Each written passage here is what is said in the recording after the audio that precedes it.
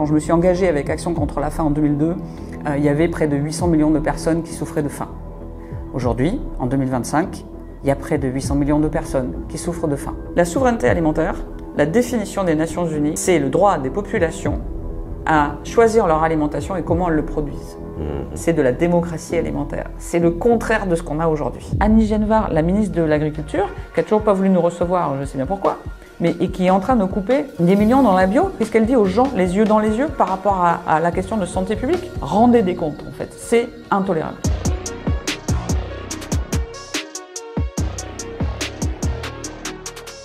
Bienvenue à toutes et tous sur Limite, j'espère que vous allez bien. Oh mon Dieu, aujourd'hui ça va tirer à balles réelles.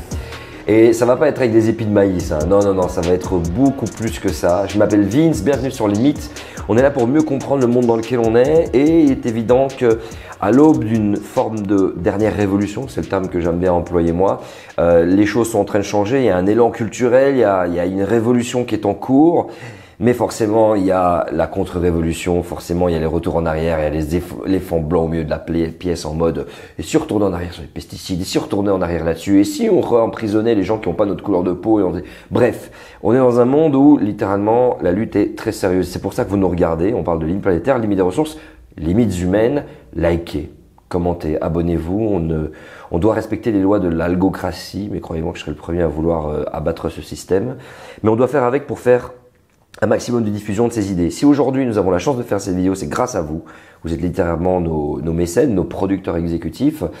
Donc si jamais vous voulez faire partie de cette équipe des gens qui nous aident à continuer, le Tipeee, le PayPal.me, il n'y a pas de petits dons. Merci vraiment déjà du fond du cœur pour tous ceux qui nous permettent de continuer à véhiculer ces messages, malgré de temps en temps quelques petits mails qui demandent de supprimer 2-3 vidéos de notre chaîne qui parlent d'énergie, d'agroalimentaire et plein d'autres choses. Bref, vous voyez de quoi il en retourne. Information très importante, nous avons le Discord aussi qui est disponible, donc n'hésitez pas à aller faire un petit détour à ce niveau-là, tout est en description, y compris le lien de ce livre, car j'ai le plaisir de te recevoir aujourd'hui. Karine Jacquemart, comment vas-tu? Je vais très bien, je suis très heureuse d'être là avec toi aujourd'hui. Effectivement, nous sommes ici à Paris, à l'Académie du Climat qui nous fait l'honneur de nous recevoir. Karine, tu sais, depuis que j'ai lancé cette chaîne, je viens d'un monde qui n'a strictement rien à voir, et attention, on n'est pas là pour parler de moi, c'est pour te planter le décor. Je viens d'un monde de l'opulence, de la profusion, ancien influenceur, animateur radio, une vie à du 2000 à l'heure, etc.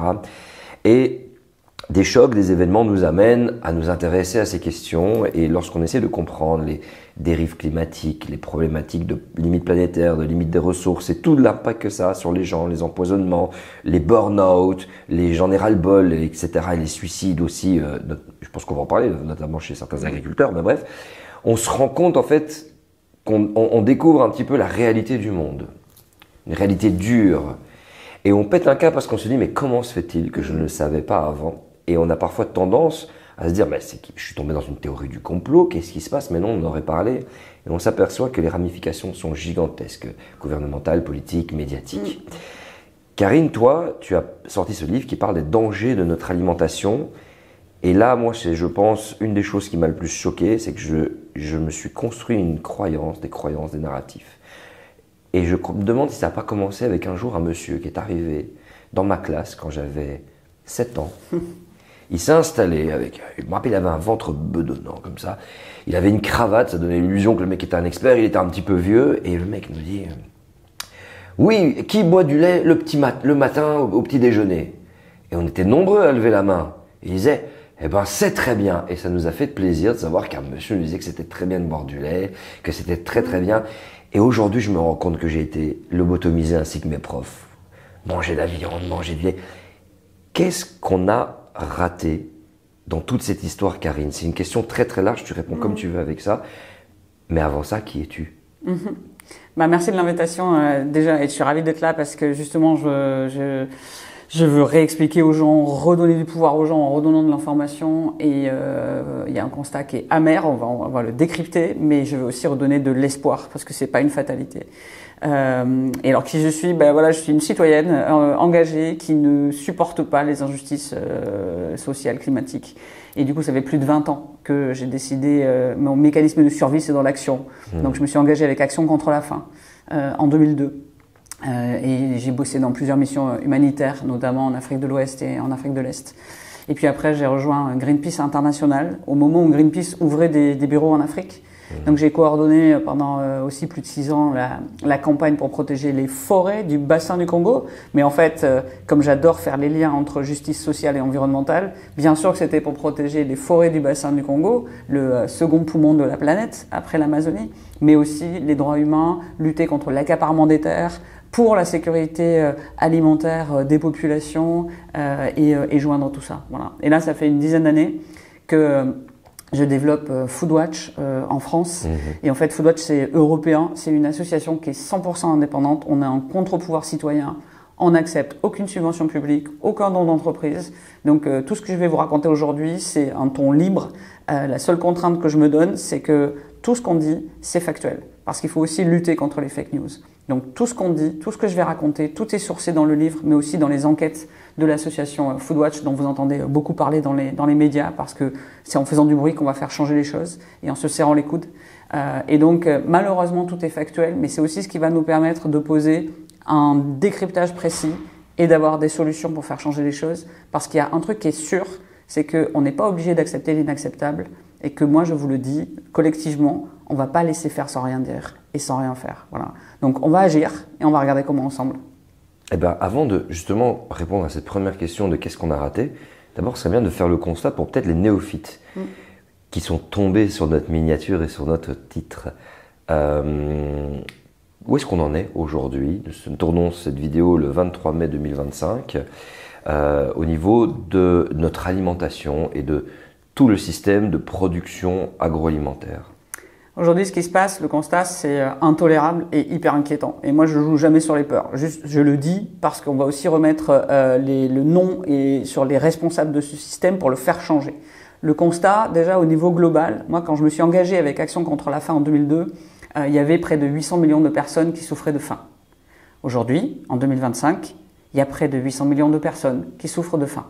Donc en fait, on savait déjà depuis, il y a beaucoup d'écrits là-dessus, ça n'est pas une fatalité, c'est une question de mauvaise répartition des choses en fait, et d'une minorité d'acteurs qui ont la main mise sur ce secteur. C'est encore le cas aujourd'hui, on fait rien contre ça. Mais il y a pire que ça, c'est que non seulement la faim, elle reste au même niveau, mais pendant ce temps, il y a une courbe qui l'a largement dépassée et qui ne fait que s'aggraver, c'est la courbe du surpoids et d'obésité. Et en fait, c'est aussi la courbe des maladies chroniques dont l'alimentation est une des causes principales. C'est l'Organisation mondiale de la santé qui le dit. De toute façon, vous le voyez autour de vous, et tous les chiffres, encore une fois, sont disponibles, je les ai synthétisés dans le livre, le nombre de cancers, de maladies cardiovasculaires, de diabète de type 2, et toutes les problématiques de santé et sociales qui vont avec. Pourquoi? Parce qu'on a un système alimentaire qui est en fait un système de plus en plus industrialisé, avec quelques géants qui le dominent. Je vais vous donner ensuite des chiffres, on va faire le focus sur la France, mais le système global c'est ça. Et j'ai redonné les chiffres sur que vous preniez en fait l'accaparement des terres, que vous preniez le contrôle sur le marché des semences, sur le marché du commerce des céréales à l'échelle mondiale. Ensuite, on va regarder les multinationales qui contrôlent le marché, la grande distribution. À chaque fois, c'est entre 5 et 6 grands noms qui sont cités là. Seulement. À chaque fois, c'est entre 5 et 6 grands noms qui contrôlent entre 50 et 80% de chacune de ces branches en fait. Donc ce que ça veut dire, c'est que alors que et c'est ça qui est fondamental, c'est que moi je veux retourner l'équation. L'accès à une alimentation saine, choisie, durable est un droit fondamental pour toutes les populations. Et même il y a quelque chose qu'on appelle la souveraineté alimentaire, qui en fait est un droit des populations d'après la définition des Nations Unies. C'est le droit des populations à pouvoir définir leur alimentation, ce qu'ils veulent manger et comment le produire. Aujourd'hui, il y a un double mensonge là-dessus pour soutenir les pesticides, je vais y revenir. Mais l'image globale d'abord, c'est que non seulement on ne fait rien contre la faim, mais quand des populations arrivent enfin à pouvoir accéder à s'acheter des produits alimentaires mis sur le marché, et ça c'est à l'échelle mondiale, beaucoup trop souvent ils sont confrontés à une alimentation qui est ultra transformée, qui est trop sucrée, trop gras, trop salée, et en fait ça les rend plus malades qu'autre chose. Voilà. Donc quand est-ce qu'on arrête cette épidémie? Quand est-ce qu'on met le doigt sur les vrais responsables?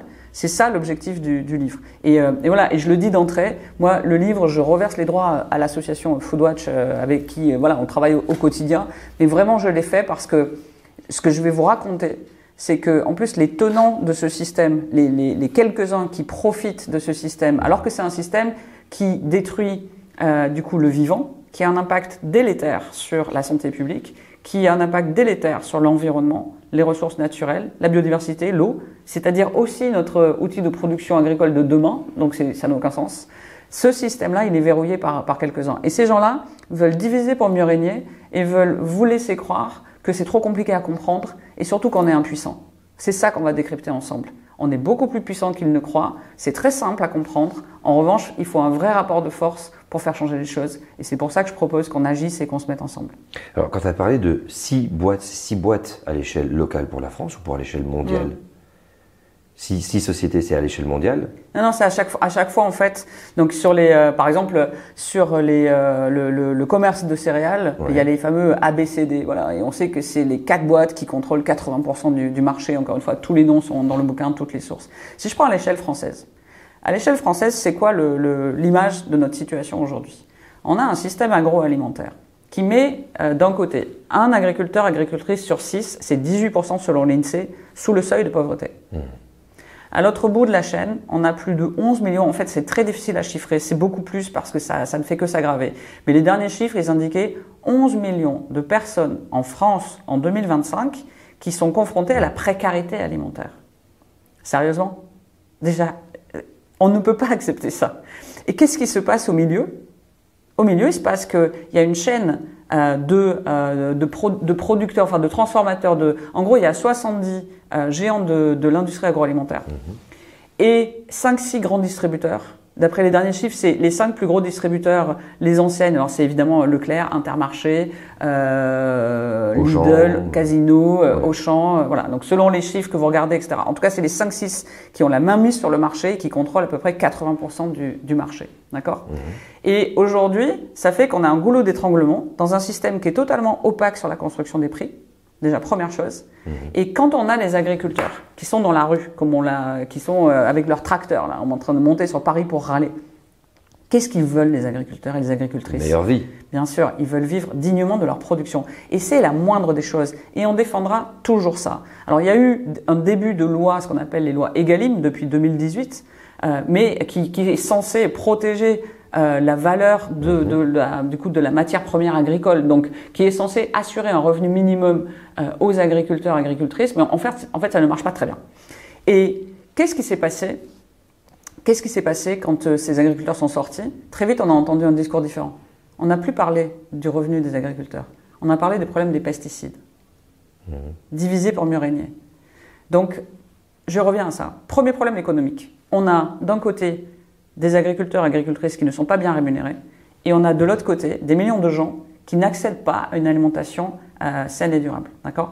Et au milieu, c'est l'opacité. C'est-à-dire que quelles marges font quand Nestlé, quand Lactalis achète du lait aux producteurs, quand Nestlé achète des matières premières pour faire ses produits industriels, quelles marges ils font? Quand la grande distribution, Leclerc, Intermarché et tous les autres achètent ensuite à ces transformateurs, quelles marges ils font?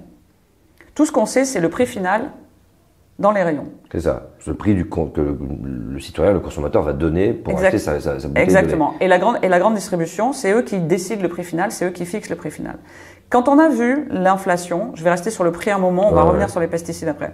Quand on a vu l'inflation alimentaire, fin 2023, qui faisait plus de 20%, vous vous rappelez, d'augmentation sur les prix alimentaires en moyenne.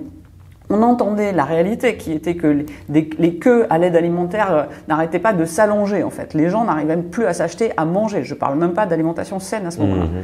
En fait, moi j'ai pris une économiste et regardé avec d'autres associations qui travaillent sur ces sujets pour creuser et comprendre. Parce qu'à ce moment-là, vous vous rappelez, il y avait sur les plateaux télé, comme c'est toujours le cas aujourd'hui, mais là ils y allaient souvent, les géants, les responsables des géants de l'industrie agroalimentaire, les Nestlé, Danone et compagnie, qui étaient sur les plateaux télé pour dire « Ah non, nous on profite pas de l'inflation, c'est pas nous, c'est les distributeurs ».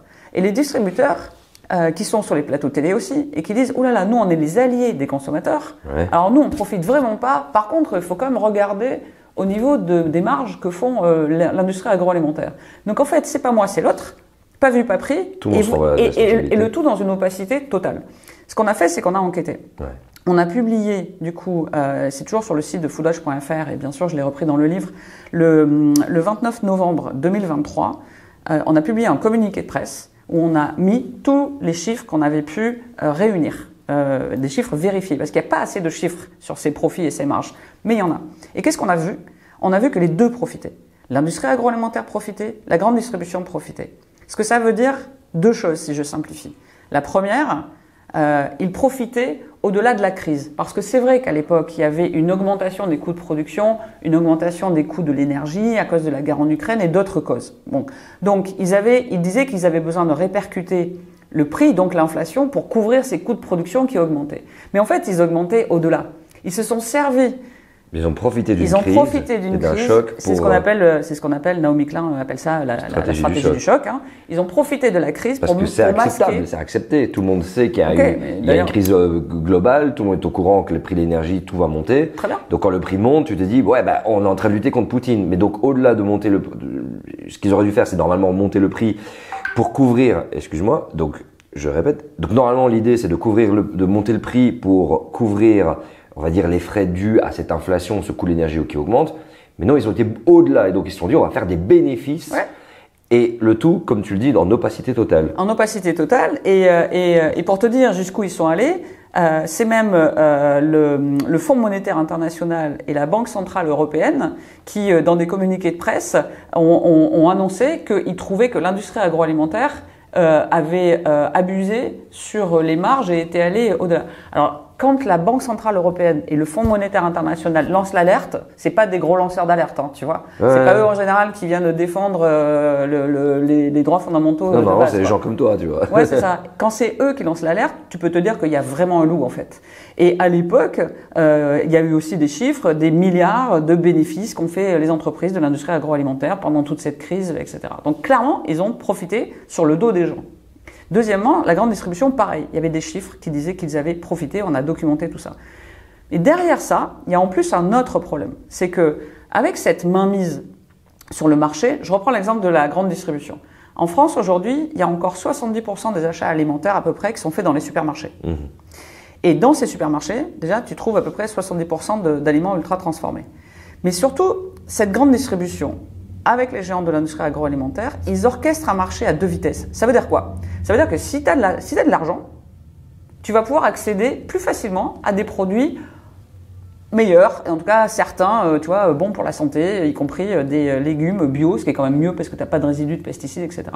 Mais si tu as un budget limité, c'est grave la double peine. Donc déjà, c'est la double peine. Ah oui, d'accord. Ouais. C'est la double peine, pourquoi? Parce qu'en fait, tu n'as pas le choix. Et ça, on l'a démontré avec deux enquêtes récentes. Parce que en fait, en face, la grande distribution dit ah ben non, on est les alliés des consommateurs, on met des produits pas chers. Ah ouais? Et en ça, vous permettez aux gens d'accéder à une alimentation saine? Non. Deux enquêtes qu'on a faites avec Foodwatch, janvier 2025. Évidemment, tout est sur le site, la méthodologie, les noms des entreprises, tous les produits, tout est transparent. On a fait une enquête sur plus de 400 produits et dans 12 catégories de produits sur le sucre. Alors déjà, numéro 1, spoiler, vous le savez, mais je dois le redire, il y a beaucoup trop de sucre ajouté dans la plupart des produits mis dans les rayons. C'est un vrai problème. Et en plus, c'est souvent caché parce que c'est dans la liste d'ingrédients, mais le sucre, il peut se cacher sous 20 noms différents. Et vous le retrouvez dans carbohydrates, glucides. Ouais, en fait, tu as vraiment plein de noms différents. On avait fait un article pour expliquer tout ça, tu vois, saccharose, machin. Et surtout, on le retrouve dans des produits où on s'y attend vraiment pas, comme des boîtes de conserve de petits pois. Tu vois, genre, t'es content d'acheter des petits pois pour ta famille parce que tu dis, bon, j'ai compris, il faut des légumes, quoi. Eh ben, t'as du sucre ajouté dedans. Voilà. Et comme premier problème, il y a beaucoup trop de sucre dans cette offre. C'est aussi une des causes, tu vois, des maladies chroniques. Pourquoi ils font ça? Pourquoi autant de sucre? Parce que le sucre, on le sait, c'est addictif. Parce que le sucre, ça permet aussi, c'est un ingrédient qui est pas cher. Et donc, ça permet aussi d'équilibrer le goût. Voilà, il y a vraiment une notion de chercher comme ils appellent ça le point de félicité. Il y a une émission sur Arte, j'ai oublié le titre, mais il y a une émission sur Arte dernièrement sur les aliments ultra transformés où vous expliquez ça très bien. Atteindre le point de félicité, mais atteindre le point de félicité, c'est pas le point de santé pour les gens, hein, tu vois. C'est le point où ils vont vendre le plus. C'est ça. Parce que ça va plaire le plus aux gens. Ouais. et donc ils vont y retourner. Tu vois, enfin, bon. Purement sur le goût de l'instant, voilà, c'est pour ça qu'il y a du sucre dans tout et que tous les boissons sont sucrées. Tu vois, le goût, la texture. C'est une méthodologie d'addiction, voilà, pour créer l'addiction en quelque sorte. Quoi, et un des problèmes de l'alimentation ultra transformée, c'est que du coup, tu as de moins en moins d'éléments, d'ingrédients bruts, tu vois, et c'est des reconstitutions et des éléments, des additifs controversés pour la santé, voilà, plein de choses chimiques qui vont te faire un effet de goût positif, qui vont te plaire, qui vont même peut-être te donner un effet de satiété, parce que quand tu n'as pas beaucoup d'argent, tu as envie d'avoir un effet de satiété, c'est-à-dire que tu as l'impression de ne plus avoir faim, sauf que si tu as bouffé que des calories vides, tu vois, ou du sucre, c'est pas ça qui va en fait te nourrir véritablement et alimenter ton corps de ce dont tu as besoin pour ta santé. Donc cette enquête, premièrement, trop de sucre ajouté, vraiment, ça faut que ça s'arrête. Et j'alerte les gens, regardez, si vous pouvez, je sais que c'est pénible, c'est pas à nous de faire ça normalement, mais checkez quoi, dans la liste d'ingrédients. Mais le deuxième problème, ce qu'on a voulu démontrer, c'était ce marché à deux vitesses. On a comparé la teneur moyenne de sucre sur chacune des 12 catégories, teneur moyenne de sucre sur les 5 produits les moins chers, versus la teneur moyenne de sucre sur les 5 produits les plus chers. Dans les 12 catégories, sans exception, les produits les moins chers étaient plus sucrés que les produits les plus chers. Deuxième exemple, là ça on vient de le publier là, tu vois, fin mai. Deuxième exemple, enquête de Foodwatch avec 6 autres associations. On a regardé quasiment 5000 promotions dans les supermarchés, sur les catalogues de promotion là. Oui, bien sûr. Okay. Sur les 5000 produits alimentaires en promotion, ça s'est regardé sur février jusqu'à mi-mars, voilà, sur quelques semaines. C'est juste que ça illustre quoi. Sur les 5000 promotions, 66% des produits sont des produits pour lesquels les recommandations de santé publique, c'est faut en consommer moins. C'est-à-dire des chips, des produits, des biscuits industriels, des sodas sucrés, etc. Et moi, je suis pas là pour dire aux gens, il faut pas en manger, tu vois. C'est pas genre la pénible de service qui dit, faut rien manger. Mais c'est intéressant ce que tu dis. Pas du tout, mais juste pour la santé, c'est évident qu'il faut en manger pas beaucoup. Et donc, qu'est-ce que ça veut dire? Et je te donne un troisième exemple, parce qu'en fait, celui-là, il est aussi insupportable et il va nous permettre de parler des lobbies après. Et promis, on reviendra aux pesticides. Sur le plan économique, troisième exemple, le marché à deux vitesses. Tu as entendu parler des nitrites, les additifs dangereux pour la santé. Ok. Alors, quand on parle de santé publique et quand on parle de produits alimentaires, déjà, il faut regarder cette histoire de nitrites. Dans la réglementation européenne, il y en a plus de 300 qui sont autorisés. C'est trop. Les toxicologues, ils alertent en fait et ils disent « Attendez, on ne peut pas évaluer les risques pour la santé de toutes les combinations chimiques possibles, tu vois, de toutes les combinaisons chimiques possibles quand tu te retrouves avec une pizza surgelée qui a 30 additifs, quoi. C'est pas possible. Et donc, on alerte sur le fait qu'il y a des risques, tu vois, de réaction beaucoup trop importantes. Si en plus, tu as un produit alimentaire dans lequel tu as plusieurs additifs, des résidus de pesticides, des PFAS et autres perturbateurs endocriniens, autant te dire que personne ne sait regarder la recette chimique de ton alimentation.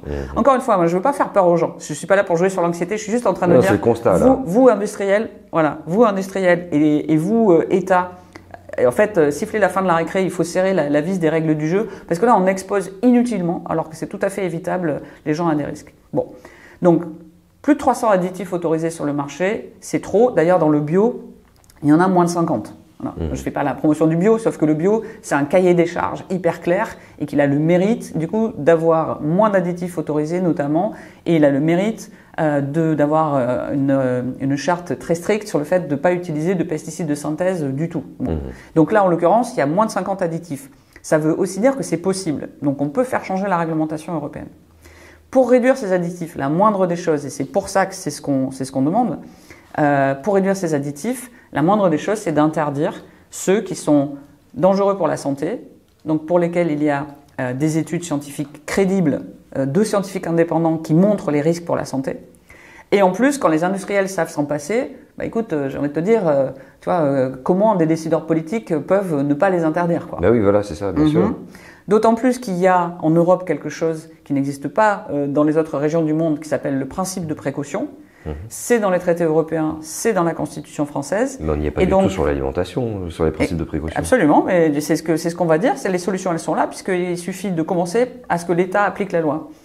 Pourquoi est-ce qu'elle ne l'applique pas? On va y arriver après. On va y arriver, mais du coup, le principe de précaution, ça veut dire que à partir du moment où il y a des risques crédibles pour la santé, bah, le législateur, il peut tout simplement dire, ok, c'est en fait tu vois, à l'industriel de prouver que c'est pas dangereux pour la santé. Mais à partir du moment où il y a des études qui montrent qu'il y a des risques, on a le droit de l'interdire, quoi, sans se faire attaquer par l'industriel, ça veut dire.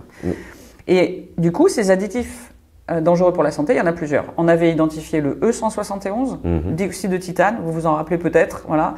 C'était notamment dans les bonbons et ça sert que à blanchir. On a réussi avec d'autres associations, c'est aussi les bonnes nouvelles pour montrer aux gens que ça marche. On a réussi avec d'autres associations à le faire interdire dans l'alimentation en France en 2020.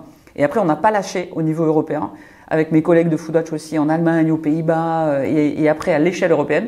On a réussi à le faire interdire et donc supprimer dans toute l'Europe en 2022. Ensuite, on s'est attaqué aux nitrites. Vous en avez entendu parler, les additifs à base de nitrites et nitrates qu'on retrouve dans la charcuterie. Le principal usage de ces additifs, c'est un conservateur. Donc ça permet de conserver plus vite le jambon. Et quand votre jambon il est rose, tu vois forcément hein, le jambon rose fluo là. Oui, il a été piqué. Hein. Ouais, il a été piqué avec ces additifs.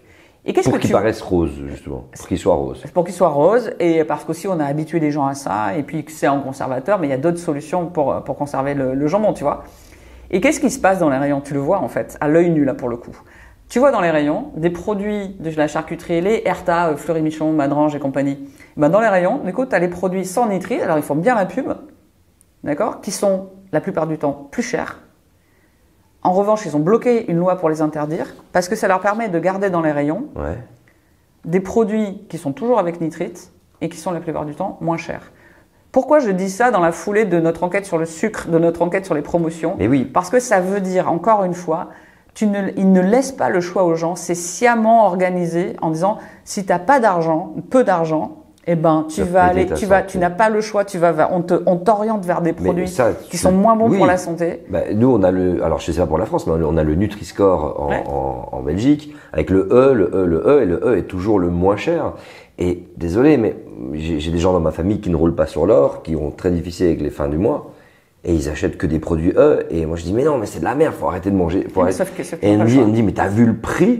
C'est jusqu'à 2 fois plus cher, alors ça veut dire que j'ai un panier 2 fois moins rempli, j'ai moins. Et en fait, puis il y a une culture de ça. Et ça en est effroyable parce que j'ai l'impression que c'est un empoisonnement volontaire, quoi, recherché. Mais en fait, c'est pas volontaire dans le sens où on n'a pas le choix. Oui, mais c'est-à-dire qu'ils savent très bien justement tu es là, tu es le marketeur, tu t'occupes de cette grande distribution, tu sais très bien que des gens n'ont pas le choix et tu sais très bien que le truc va quand même se vendre et donc tu le laisses quand même à la disposition. Et c'est ça qu'il faut dénoncer. Et du coup, c'est pour ça que j'ai raconté les coulisses de meetings que j'ai eu dans les ministères, j'ai raconté les stratégies des lobbies avec la saga du Nutri-Score, avec la saga sur les nitrites et avec la saga sur le glyphosate. Parce qu'en fait, on a l'impression que c'est normal, tu vois, on nous a habitués à ça. On nous a habitués à devoir dépendre d'un smartphone pour scanner avec l'application Yuka les produits. C'est des amis Yuka, c'est hyper important ce qu'ils font. Mais moi, je me bats pour qu'on n'en ait plus besoin. À quel moment on trouve que c'est normal de devoir scanner, de devoir avoir un smartphone de scanner les produits dans les supermarchés pour dire alors lequel est le moins dangereux pour mes gamins? Normalement, c'est ça. Normalement, ça doit être filtré directement au supermarché et c'est pour ça que c'est bien effectivement quand tu es dans un supermarché local qui fait avec des produits locaux, qui va tout vérifier, mais où les gens de cette distribution-là vont aller vérifier scrupuleusement pour mettre des trucs, on va dire, la plupart du temps, du moins ils essayent que ce soit cohérent, mais c'est quand même fou effectivement que dans la grande distribution, tu te dis, bon déjà il y a du sucre dans tout, et en fait tu as l'impression si tu n'es pas alerté là-dessus, tu manges, et c'est les coûts que tu vas payer plus tard. Parfois. On va aussi parler des coûts cachés. Les coûts cachés sur la santé, effectivement. Exactement. Et du coup, tu as quoi? Du coup, tu as en fait le bon sens, mais on va parler même plus concrètement. Tu as la réglementation européenne sur l'alimentation, qui s'appelle le règlement 178 de 2002. Après le scandale de la vache folle, qui avait fait quand même plusieurs morts en Europe, il y a eu un règlement qui a été mis en place, qui est assez fort. En fait, sur le papier, il est pas mal du tout.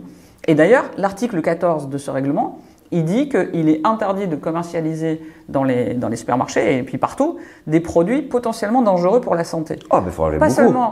Exactement. Pas seulement le produit, tu as de la salmonelle, tu vois, bon, non, bien sûr. Mais c'est précisé dans ce règlement que ça concerne aussi les produits pour lesquels il y aurait un risque pour la santé avec effet cumulatif. Autrement dit, si j'ai des résidus de pesticides, tu vois, potentiellement cancérogènes, etc. Oui, donc en fait, mais la loi, je ne devrais pas être là en fait. C'est ça, tu vois, c'est ça. Mais pourquoi tu es là alors? Pourquoi s'il y a cette loi? On va en parler, mais c'est aussi pour ça qu'on va se battre et ne pas laisser faire sans rien dire. C'est qu'en fait, c'est totalement inacceptable. Je ne devrais pas être là parce qu'il y a ça. Et il y a ce qui est un droit fondamental. Que les entreprises fassent du profit, des marges, je m'en fiche en fait. Mais il y a une ligne rouge qui est très forte et qui doit être absolument rappelée et remise au milieu de l'équation. C'est les droits fondamentaux et la santé publique qui en fait partie, d'accord? Et le droit à une alimentation saine, juste, choisie, durable, qui est rémunératrice à prix juste pour les producteurs et qui est accessible à prix, abordable pour les consommateurs et puis accessible aussi géographiquement et tout, c'est un droit fondamental.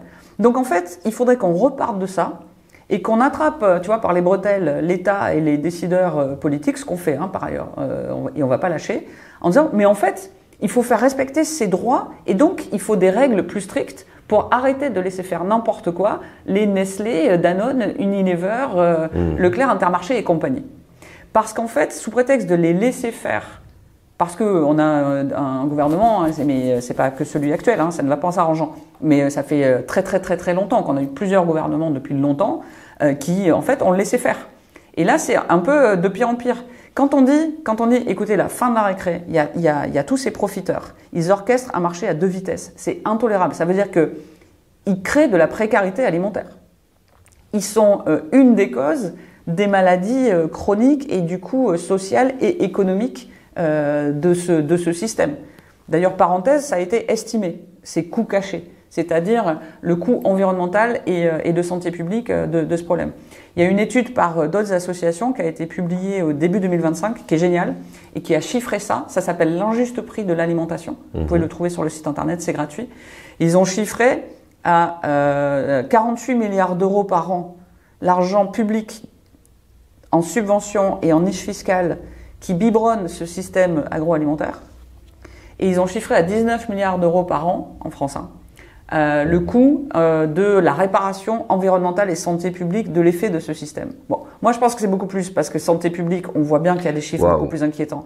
Excuse-moi, mais je vais te le traduire. Ouais. C'est comme si je donnais de l'argent à des gens qui vont se dire je vais m'alimenter, mais en même temps s'alimenter avec quelque chose dans lequel ils vont payer des pots cassés, maladies cardiovasculaires et plein de choses par la suite. Donc en fait, je te donne de l'argent à toi pour que les gens t'achètent quelque chose de néfaste.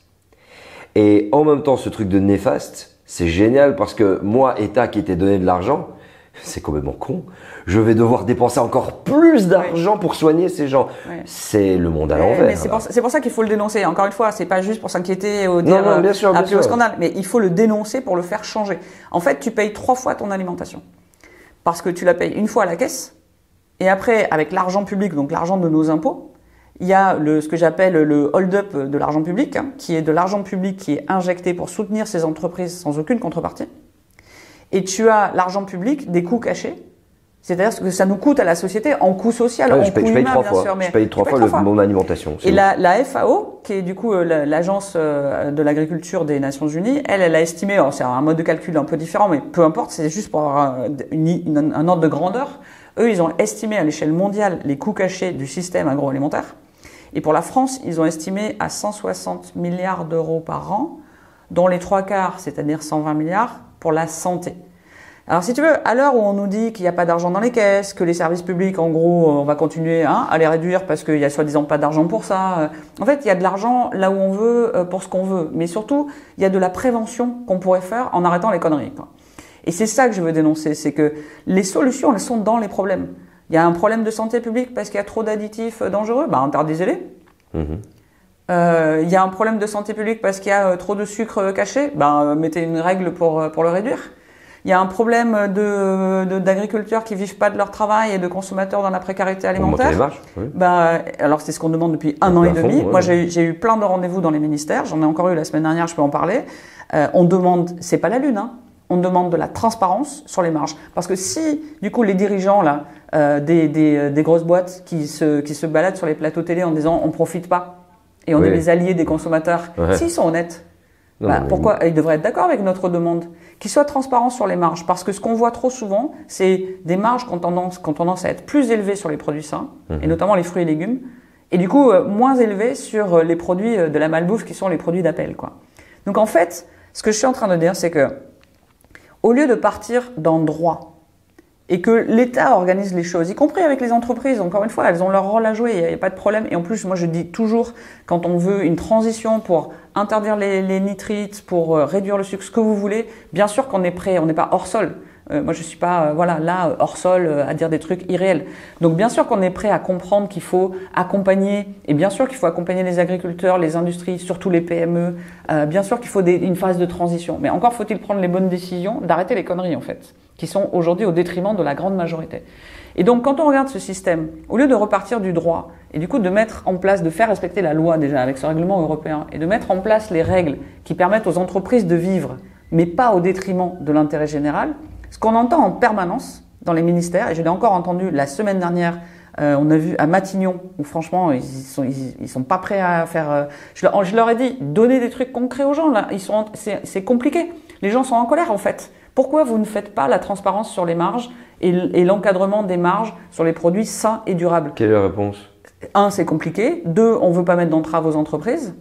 Et finalement, à Bercy, je dois reconnaître qu'au ministère de l'économie, où j'étais encore avec des collègues d'autres associations la semaine dernière, là on nous écoute, mais ce qu'on entend c'est, on réfléchit à comment on pourrait effectivement, éventuellement mettre un maximum sur certains produits plus sains pour les rendre plus accessibles, mais à chaque fois c'est, on va en discuter avec la grande distribution pour voir ce qu'ils en pensent et est-ce qu'ils sont prêts à le faire. Mais c'est quand même, le rapport de force il est quand même plus élevé du côté de l'État. Et moi à chaque fois, qui subside. Exactement. Et moi à chaque fois je mets le point sur la table en disant, ça n'est absolument pas acceptable. On parle de santé publique, on parle de précarité alimentaire, on parle d'un droit fondamental.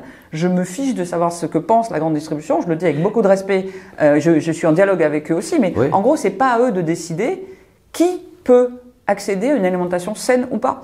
Parce qu'il y a une idéologie, et là j'en viens, je voulais pas utiliser ce mot, mais j'ai fini par l'écrire, parce que la conclusion, là, après 10 ans de Foodwatch et vraiment d'expérience de tout ça, il y a une idéologie vraiment néolibérale qui consiste à penser qu'il faut surtout pas mettre de contraintes aux entreprises pour qu'elles restent compétitives, pour les emplois, sauf qu'en fait, évidemment que moi aussi je veux préserver les emplois, mais pas à n'importe quel prix, pas n'importe comment. Donc, il faut absolument qu'il y ait cette mobilisation citoyenne pour changer les choses. En tout cas, aujourd'hui, on a ce système alimentaire qui, du coup, est totalement contrôlé par une poignée. Et je le redis, c'est eux qui décident quels produits ils mettent dans les rayons, quelle qualité, quelle pas qualité, et à quel prix. Et personne ne les force à faire différemment. Donc, il y a ça. Et il y a toute une stratégie, et après je veux parler des alternatives, parce que c'est là aussi qu'on a des solutions. Bien évidemment qu'il y a d'autres façons de s'organiser. Et en plus dans ce système, il y a le diviser pour mieux régner. Donc, diviser pour mieux régner, pourquoi? Vous l'entendez la petite musique? Et là, j'en appelle aussi du coup aux gens, on a besoin d'être toutes et tous vraiment à faire cette guerre culturelle, de casser ce discours qu'on essaie de nous faire avaler et qui nous met dos à dos pour surtout accepter ce système. Diviser pour mieux régner. Vous entendez la petite musique de « Ah mais si on met des produits pas chers, c'est parce que les consommateurs veulent des produits pas chers ». Sous-entendu, c'est aussi parce que les consommateurs veulent des produits pas chers que les agriculteurs sont pas bien rémunérés. Le rejet de la responsabilité sur l'individu, sur le consommateur. Exactement. La sempiternelle stratégie. La stratégie de diversion. Voilà. L'autre divisé pour mieux régner, l'autre mise en opposition, c'est la production agricole versus, donc je viens aux pesticides, c'est la production agricole versus les normes pour protéger l'environnement. Okay ?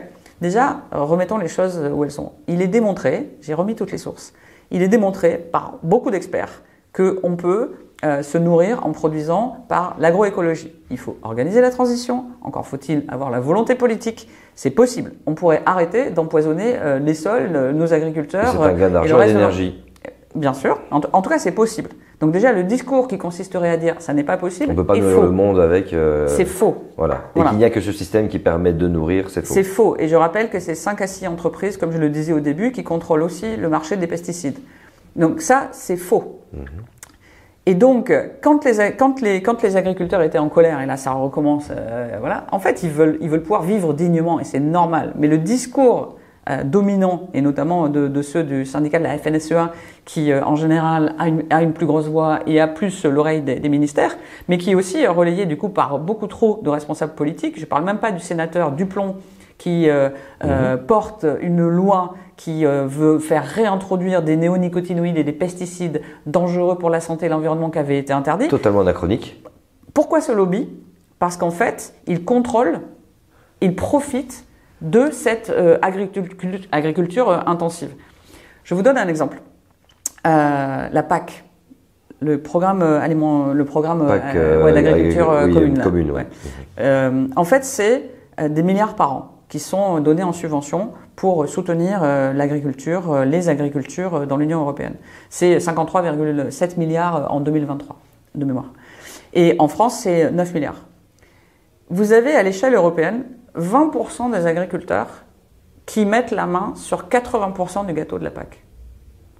À l'échelle de la France, vous avez 20% des agriculteurs qui mettent la main sur 50% du gâteau de la PAC. La PAC est essentiellement basée sur les surfaces. Plus vous cultivez une grande surface, plus vous avez de subventions. Donc ceux qui sont plutôt en monoculture, intensive, souvent biberonnée aux pesticides, etc., ont tendance à avoir ce genre de grande surface. Donc il y a un intérêt économique. Ils savent traiter des surfaces aussi grandes. Oui. Et là, il faut dénoncer un double mensonge. Le double mensonge sur la souveraineté alimentaire. On l'entend beaucoup ces dernières années, notamment depuis la guerre en Ukraine. Et j'ai fait peur à un des livres derrière toi, mais... C'est le livre de Fatima, Fatima Ouassak. Non, Fatima, elle est restée. En tout cas, il y en a trois d'elle. Fatima Ouassak, que je cite d'ailleurs dans le mien.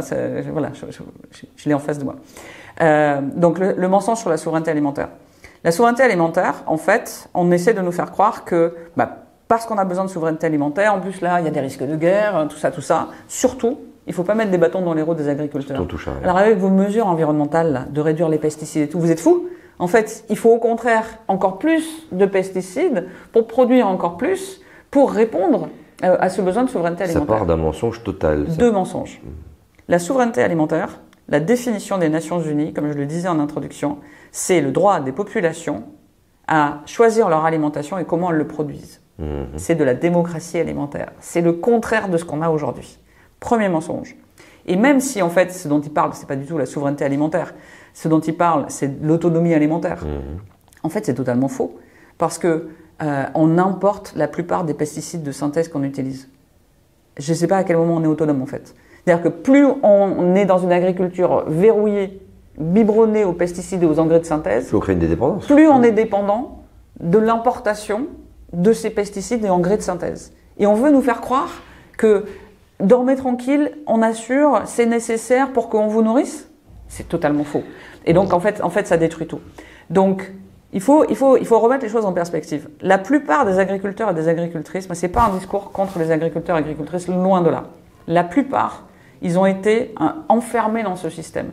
Après la Seconde Guerre mondiale, et notamment dans les années 60, il y a eu le remembrement, il y a eu l'arrivée des grosses machines, et puis il y a eu l'intensification de l'agriculture et tout ça. Bon. Et c'est vrai qu'il y avait un sujet de il faut produire assez. Donc il y a eu ce schéma. Sur le remembrement d'ailleurs, je recommande vraiment la BD avec l'enquête de Inès Léraud, super lanceuse d'alerte, qui s'appelle Champ de bataille, qui est passionnant et qui explique tout ce qui s'est passé à ce moment-là, qui était assez dramatique aussi. Quoi qu'il en soit, beaucoup d'agriculteurs et agricultrices ont été amenés dans ce système un peu de force. Et c'est un système très capitaliste en fait, où on les oblige à s'endetter pour acheter des gros équipements, à être un peu enfermés dans un système de semences brevetées.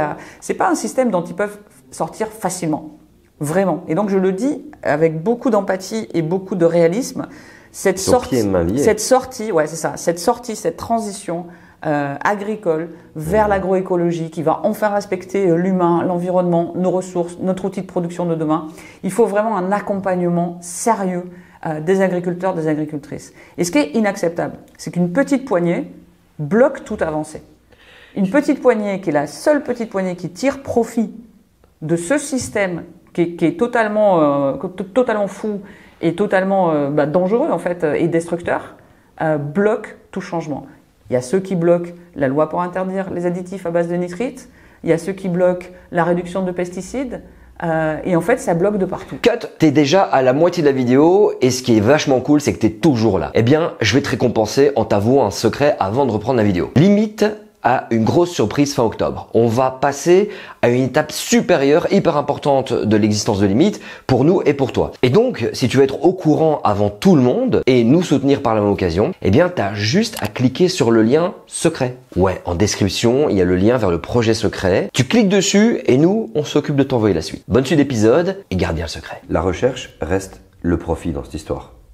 C'est l'optimisation à outrance du profit, que ce soit des individus, monsieur, madame, tout le monde, les personnes les plus pauvres, plus de sucre, vous n'avez pas le choix, on prend, on le fait, donc on dépense. Tu as parlé, et je résume encore, cette crise de l'énergie où ils ont pris des marges bien supérieures, merci d'ailleurs pour le travail d'enquête, qui démontre que encore à la recherche de profit. Et moi, c'est ça qui m'inquiète le plus, c'est que la révolution ne vient jamais d'au-dessus, elle vient toujours d'en dessous, quand il faut changer quelque chose. Tu fais partie des gens qui diffusent cette information pour la créer, la provoquer et pour aller titiller les politiques qui devraient normalement, de nouveau, tu l'as dit, système néolibéral, on touche pas trop, très américanisé, trop, et très court-termiste. Mais ce qui est assez dingue, il y a beaucoup de suicides chez les agriculteurs. Les agriculteurs sont en colère, ils ont l'impression que rien ne bouge, et tu as dit un truc incroyable, ils sont tous, pour la plupart, en tout cas endettés pendant des années pour super longtemps. Comment veux-tu pouvoir développer une révolution du bas, donc que des gens disent, vous savez quoi, on arrête, à partir du moment où la banque peut aller toquer en disant, eh ben votre ferme, elle nous appartient. Ce qui arrangerait, parce qu'à partir du moment où la ferme appartient à la banque, ah ouais, vous voulez plus travailler, pas de problème, on récupère tout, vous savez plus payer. Et ils vont la céder de nouveau en fait, à une plus grosse concession en quelque sorte. En fait, j'ai l'impression qu'on est dans un chien qui mord sa queue, que pour sortir de là, ça doit être à la fois certes culturel, politique, mais le système financier. En fait, c'est hallucinant de voir comment cette suroptimisation des profits nous a mis dans cet état-là. On va parler des voies de sortie, on va parler de toutes les autres possibilités. Moi, quand je vois un petit peu comment fonctionnent ces industries, j'ai l'impression que c'est toujours cette recherche de croissance à tout prix et puis qui nourrissent quelques petites familles. Quand on regarde un petit peu qui sont derrière, les actionnaires, les administrateurs, les PDG de ce genre de grandes entreprises, c'est des familles, qui ont un petit peu cette vision du monde. Mais maintenant, moi, ce qui m'étonne aussi de l'autre côté, c'est nous, entre individus, comment est-ce que nous vivons avec ça? Est-ce que tu as la sensation que le consommateur, il se dit « j'ai pas le temps de m'occuper de ces questions-là, je suis oppressé par le taf, je dois taffer non-stop, je dois m'occuper des enfants », et qu'on est tellement nous-mêmes poussés qu'on se dit « tu sais quoi, on prend la barquette et on ressent pas le danger immédiat, on le ressentira plus tard ». Moi, je crois que je vais payer les pots cassés de mon alimentation d'il y a quelques années où j'étais un gars qui speedait, qui n'avait pas le temps de réfléchir à toutes ces questions-là. Aujourd'hui, je prends le temps, j'ai changé, mais je sais que j'ai des coups cachés qui vont arriver. Comment faire pour, en quelque sorte, redonner du pouvoir aux citoyens? Je n'ai pas utilisé le terme consommateur. Ouais, je préfère aussi. Aux citoyens, dans la mesure où lui-même est oppressé par un système dans lequel il n'a pas le choix. Et merci pour le mot oppression parce que c'est exactement ce que je décris en fait. C'est qu'une fois que tu as posé le constat, en fait, là, c'est un système qui est violent, qui creuse les inégalités et les discriminations. Et en fait, malheureusement, c'est le reflet de notre société qui est violente et qui creuse les inégalités et les discriminations. Parce que et qui détruit les vivants. Donc, absolument. Les pesticides, le maintien. À travers le côté, là où j'ai mon expertise, quoi, sur l'alimentation. L'alimentation, c'est hyper puissant parce que c'est à la croisée des chemins. C'est à la croisée des chemins environnementaux, sociaux, de santé publique, de pouvoir d'achat, de tout. Donc, ils peuvent en faire, soit si tu contrôles l'alimentation, tu contrôles les populations. Donc du coup, certains là, peuvent en faire un levier pour nous verrouiller, mais on peut très bien en faire un levier pour s'en affranchir. Je vais donner des pistes. Juste avant, revenir sur les responsables politiques. L'industrie agroalimentaire, encore une fois, il y a aussi plein de PME. Je ne suis pas en train de dire tous pourris, voilà. Pas du tout. Il y en a, je suis juste en train de dire les géants qui bloquent les lois, qui mettent n'importe quoi sur le marché ont une responsabilité majeure. Et on n'en parle pas assez. D'ailleurs, on pourra parler du cas de Nestlé après, parce qu'on a porté plainte 2 fois. 3 fois même. Deuxièmement, la grande distribution, s'ils se prétendent vraiment les alliés, là, en plus ils n'arrêtent pas, en fait ils sont de mauvaise foi, et c'est ça qui m'énerve. Et là je dis, mais en fait, proposez des trucs, on vous demande de la transparence, allez-y. Là on vous demande d'arrêter de faire des promotions sur les produits, mais surtout on vous demande de garantir, de mieux rémunérer les producteurs. Qu'est-ce que vous mettez en place pour le faire sérieusement? Qu'est-ce que vous mettez en place pour rendre plus accessible l'alimentation saine? Donc moi je leur tends la perche, je dis, ça m'amuse pas de vous taper dessus en fait, c'est pas gratuit. C'est juste qu'à chaque fois qu'on enquête, vous êtes complice et co-responsable de cette épidémie de maladies chroniques, de la précarité alimentaire dans laquelle vous jetez les gens. Alors démontrez le contraire et faites en sorte que ce soit le contraire. Il y a aussi effectivement les responsables politiques. Et là je veux le redire, il y a des responsables politiques dans les administrations, dans nos élus, même dans les ministères, qui vraiment veulent ramer dans le bon sens. Il y en a plein. Je veux pas envoyer un tous pourri. Il y en a plein. La preuve, là, sur le scandale des eaux en bouteille Nestlé, il y a des sénateurs et sénatrices qui ont mené une commission d'enquête. Et franchement, ils se sont pas démontés. Ils ont fait un vrai travail. Ils ont vraiment dénoncé l'attitude des dirigeants de Nestlé qui se sont comportés mais de façon totalement irrespectueuse. Explique pour les personnes qui ne sont pas au courant pour l'affaire Nestlé, si tu veux bien. Et donc, promis, je reviens sur Nestlé après parce que c'est un cas entier. Mais voilà, juste, je veux redire, il y a des gens qui rament dans le bon sens. Mais il y a trop souvent, là, au niveau des responsables politiques, de ceux qui ont le pouvoir de décision, c'est pas OK en fait, c'est pas acceptable de bloquer comme ils le font. Et par exemple, la ministre de l'Agriculture, Annie Genevard, elle a voulu bloquer le Nutri-Score. On l'a dénoncé, finalement, elle a dû le revalider là. Mais là, elle est en train de couper des millions d'euros pour la bio. Alors qu'on était en train de parler il y a 2 secondes, du coup, de comment on produit une alimentation saine. Déjà, utilisons moins de ces pesticides qui, pour les sols, pour l'eau, etc. Elle est en train de couper 10 millions. Donc non seulement on a le sénateur Duplon qui nous fait passer une loi où on va remettre des pesticides dangereux pour la santé qu'on a réussi finalement à faire interdire, mais pendant ce temps, elle coupe des millions pour soutenir la bio. Comment voulez-vous que les paysans et les paysannes qui veulent faire du bio, justement sortir de ce système verrouillé, y arrivent? Donc c'est aussi une bonne nouvelle. C'est que c'est possible, c'est une question de volonté politique, de mettre l'énergie, l'argent public et la recherche vers ces transitions, non pas vers le maintien d'un système qui nous met totalement dans le mur. Mais Karine, moi il y a un truc que je comprends pas. Je reviens sur les gens après. Bien sûr, et sur Nestlé, mais le bio rapporte. Changer rapporterait encore. C'est pas comme si d'un coup les gens devaient se substituer leur nourriture à autre chose. Ils doivent continuer à s'alimenter. Je comprends pas pourquoi est-ce que c'est autant cadenassé, autant coincé, alors que si vous changez toute votre façon de produire, tu vois, t'as entendu Ferris Barkat qui était passé dans la Terre au carré, il avait dit, il y a entre engagé, je l'ai entendu et c'était très pertinent. Je suis mal à l'aise avec engagé parce que ça veut dire que, ok, ça veut dire que vous êtes désengagé. Mais je suis mal à l'aise avec le bio. Parce que ça veut dire que s'il existe du bio, ça veut dire que le reste n'est pas bio. Mais bien sûr, c'est pour ça que l'objectif c'est de sortir totalement des pesticides. Pour que le bio, encore une fois, c'est pas une secte. Le bio, c'est un cahier des charges. Mais bien sûr, exactement. Et donc, en fait, le cahier des charges qui dit… Mais même pour la santé, quoi. Le cahier des charges qui dit, en fait, pas d'utilisation de pesticides chimiques, c'est pour la santé et pour l'environnement. Ça devrait être le b.a.-ba. Il ne devrait pas y avoir de sujet. Ça devrait être, en fait, la norme. Mais c'est ça, le bio doit être normal. En fait, il faudrait enlever l'appellation bio parce qu'on va savoir que 100% de ce qu'on produit est bio. En fait, la façon de produire doit être comme ça. C'est la même chose qu'on ne devrait pas avoir besoin de yucca. Parce qu'en fait, on ne devrait pas avoir à se poser la question quand on va acheter des produits dans le supermarché, de savoir s'ils sont dangereux pour la santé ou pas. Mais donc pourquoi coincer à partir du moment où on a compris, ils veulent vendre des pesticides, on veut vendre des trucs qui ne servent à rien. Voilà, on veut vendre des trucs qui servent à rien pour notre production alimentaire, on peut s'en passer. Mais est-ce que c'est un schéma de pensée qui se dit on est bankable et il vaut mieux pas toucher parce qu'on ne sait jamais qu'on gagnerait moins? Enfin, parce que c'est une petite poignée de personnes. Moi, j'arrive pas à comprendre le cynisme dans lequel on est par rapport à ça. Moi non plus, je le comprends pas. Mais force est de constater que c'est le cas, en fait. Et c'est pour ça que je dis, je veux pas être inquiétante, mais il faut ne pas être naïf non plus. Et donc, moi, là, j'ai trop de bouteilles pour ne pas le voir. C'est aussi pour ça que j'ai écrit ce livre, pour redonner de l'information et du pouvoir aux gens et redonner de l'espoir sur ce qu'on peut faire.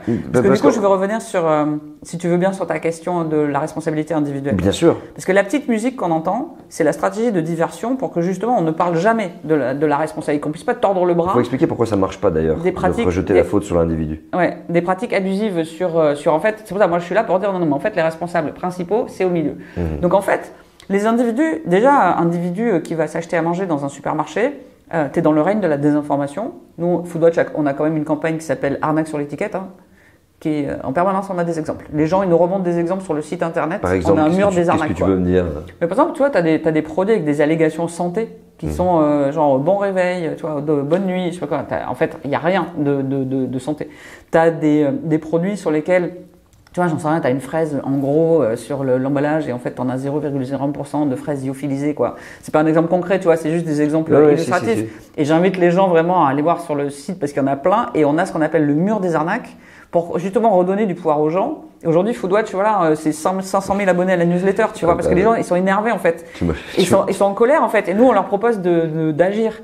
Et donc, quand les gens, ils repèrent une arnaque sur l'étiquette, ils peuvent la mettre sur le site internet. Mais le marketing est une arnaque constante. Je veux dire, bon, je vais les citer, mais quand tu vois la bouteille d'Orange Oasis, où on te met que des fruits et des fruits avec des sourires et tout. Tu te dis ok, c'est des fruits, mais bon après quand tu retournes, arôme de ci, arôme de ça, enfin c'est de l'eau et on a mélangé du truc. En fait, je te suis totalement. C'est quand même incroyable de voir à quel point le marketing est totalement rentré là-dessus.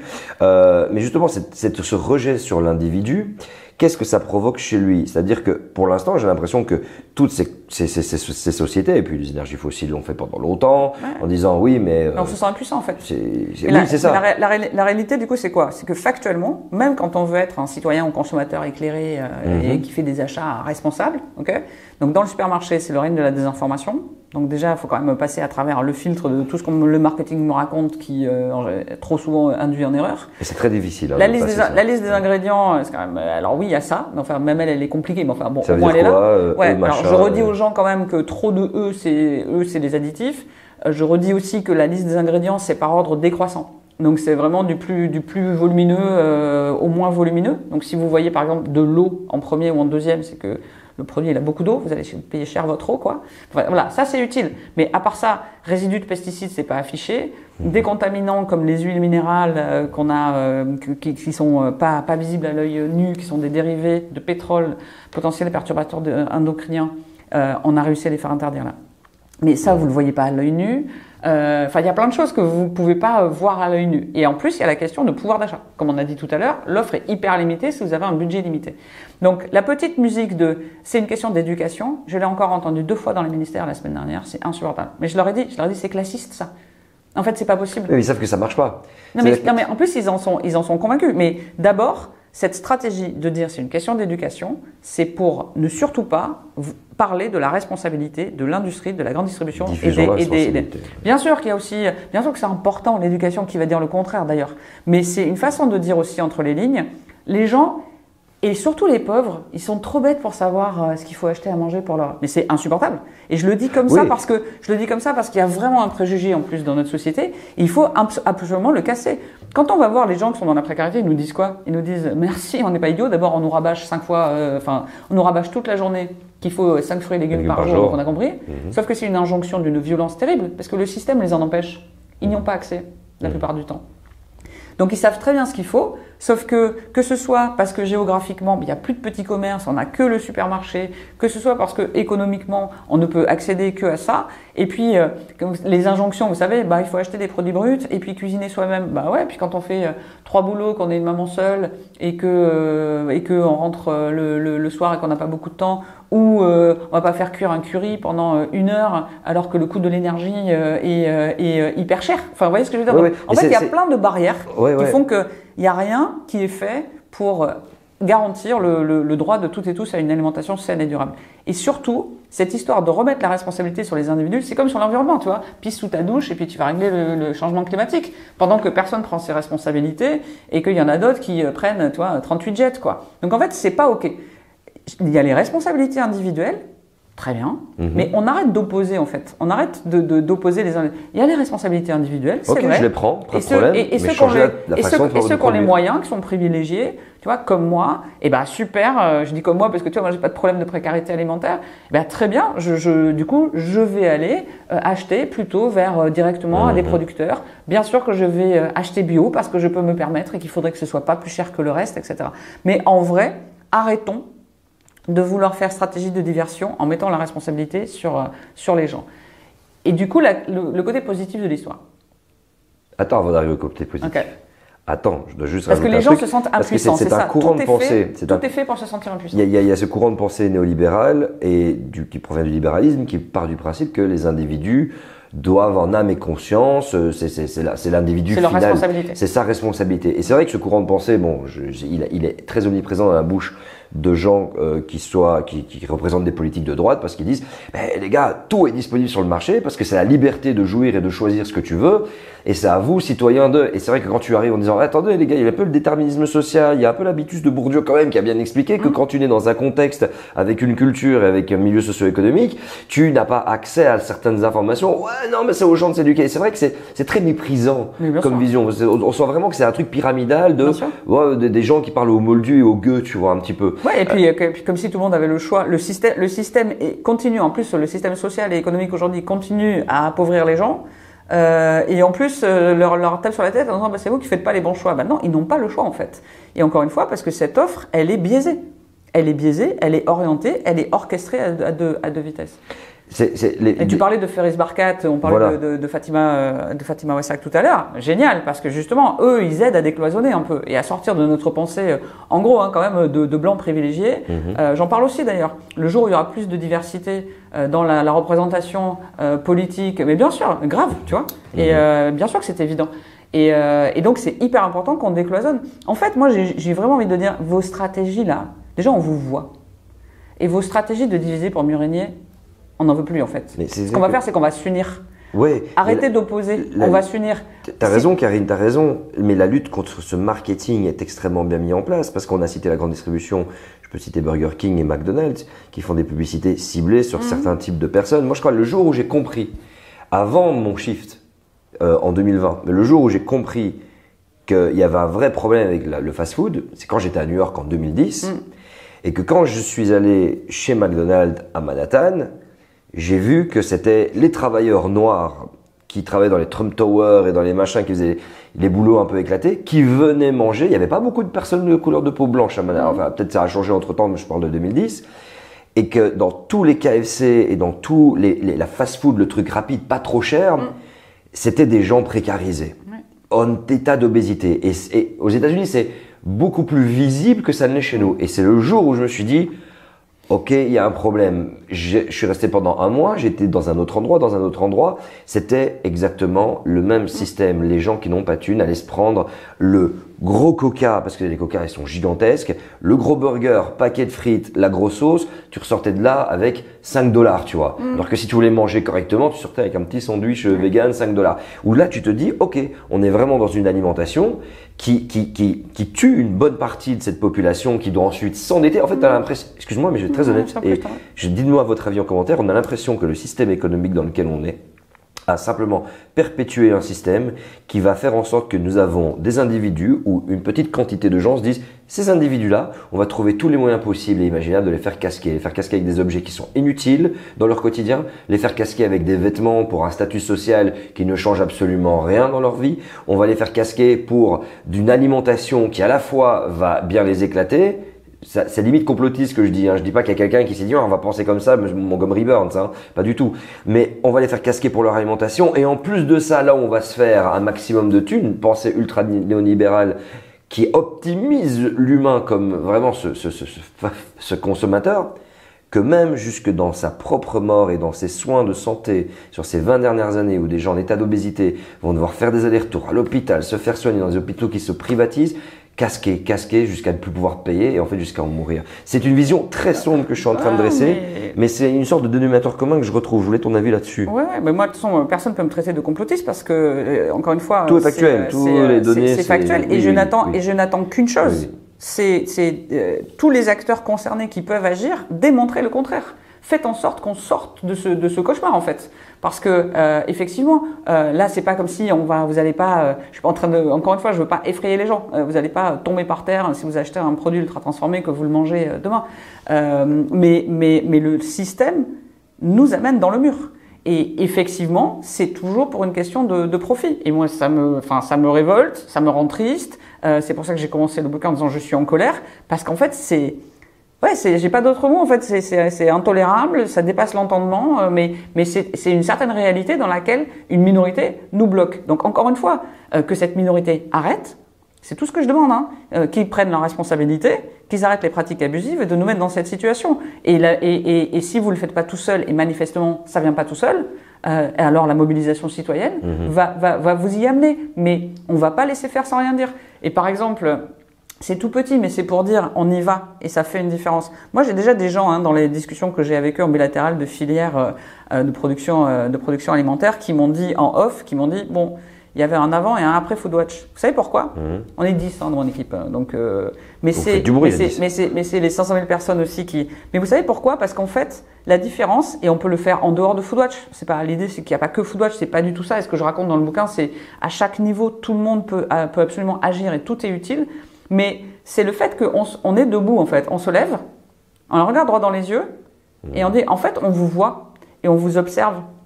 Parce que ce qui permet ce système, ce qui permet à ce système de continuer, c'est l'opacité et l'impunité. Tant qu'ils peuvent faire les trucs sous la table et qu'ils n'ont aucun compte à rendre à personne, ben en fait, vous posiez la question tout à l'heure, tu posais la question tout à l'heure de qu'est-ce qu'ils pensent les gens. Ben, les gens, ils sont un peu sidérés, ils sont un peu impuissants, puis souvent ils voient pas en fait, parce que ça passe comme ça et que petit à petit on va encore plus loin. Il y a encore moins d'éléments nutritifs dans les produits, il y a encore plus de sucre ajouté, et puis finalement ils pensent qu'ils y peuvent rien. Mais sur le marketing, par exemple, moi j'ai eu plusieurs témoignages. Alors c'est pas le genre de truc que tu entends tous les jours, donc c'est pas très mesurable. Et puis voilà, je suis sûr que des gens de la grande distribution et de l'industrie agroalimentaire vont écouter, et tant mieux, parce que servez-vous de ça pour un changement positif. Mais oui, moi, changer d'intérieur, s'il vous plaît, quoi. Ouais, c'est ça. Et moi, on m'a déjà dit que dans les services marketing de certaines marques, il y avait eu, par exemple, quelqu'un, tu vois, qui dit, bah, on va mettre ça sur l'emballage, et un collègue qui dit, on va pas faire ça, il y a Foodwatch qui va nous tomber dessus. Et tu vois, l'effet de dissuasion, c'est triste d'en arriver là. Mais c'est un contre-pouvoir. Mais c'est un contre-pouvoir citoyen. Et en fait, c'est ça que je veux dire, le message que je veux envoyer à ceux, c'est pas tout le monde, mais tous ceux, et notamment les géants là, qui quand même nous envoient dans le mur avec des pratiques abusives et des trucs qui sont contre les droits fondamentaux, c'est on vous voit, on vous observe, on va pas laisser faire sans rien dire. Vos images de marque, franchement, elles vont y passer. On peut parler de Nestlé. Et arrêtez, en fait, on ne va pas laisser faire. Et du coup, on peut changer les choses. Et les responsables politiques, là, je la recite, Annie Genevard, la ministre de l'Agriculture, qui a toujours pas voulu nous recevoir, je sais bien pourquoi, et qui est en train de couper 10 millions dans la bio. Mais qu'est-ce qu'elle dit aux gens, les yeux dans les yeux, par rapport à la question de santé publique? Voilà, moi je lui demande, Madame Genevard, qu'est-ce que vous dites aux gens, les yeux dans les yeux, par rapport à l'impact sur l'environnement et la santé publique? Rendez des comptes, en fait. C'est intolérable. Surtout que couper dans le bio, ouais. Bah forcément, c'est créer des maladies cardiovasculaires pour demain. Mais c'est ça, bien sûr. C'est lâcher les gens, littéralement.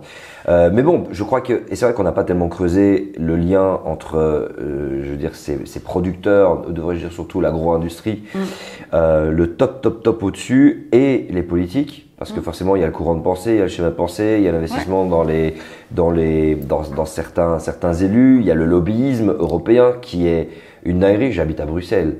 Je suis très souvent au Parlement européen et c'est drôle parce que parfois, on fait beaucoup d'actions de militance, on va beaucoup aller toquer à la porte de certains députés.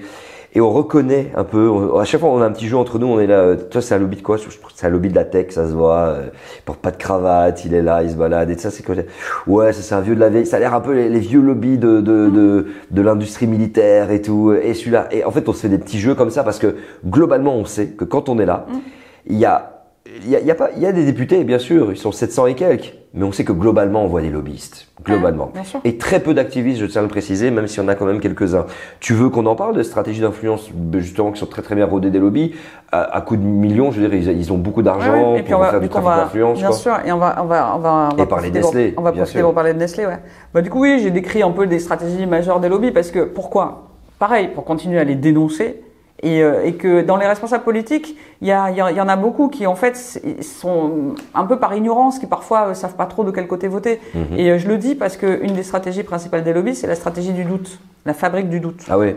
On n'est pas très sûr. Ouais, c'est ça. Alors dès qu'il y a une étude scientifique qui sort sur le glyphosate, la saga du glyphosate, qui est vraiment l'exemple incroyable qui est renouvelé pour 10 ans, qui est renouvelé pour 10 ans, mais quel scandale. Mais c'est l'exemple le plus concret que j'ai raconté de comment le lobby de Monsanto a été racheté par Bayer, en fait, à chaque fois, crée du doute, paye des scientifiques, essaye d'influencer les agences européennes pour dire « Non, mais attendez, c'est pas du tout si dangereux qu'on le dit. Hein. » Et ça, c'est l'industrie la chute des insectes, c'est un peu plus ça et ça, c'est pas et du coup, quand on est un élu ou une élue, et qu'on a plein de sujets à couvrir, si à un moment donné, il y a des gens un peu crédibles, en tout cas qui paraissent crédibles, qui vous mettent le doute, bah, ça fait gagner du temps en fait. Ça fait gagner du temps parce que le truc il n'est pas voté. Donc il y a ceux qui savent pas trop et qui peuvent et du coup on a un boulot à faire. C'est pour ça aussi de donner l'info, de dire non mais vous faites pas avoir par ces stratégies.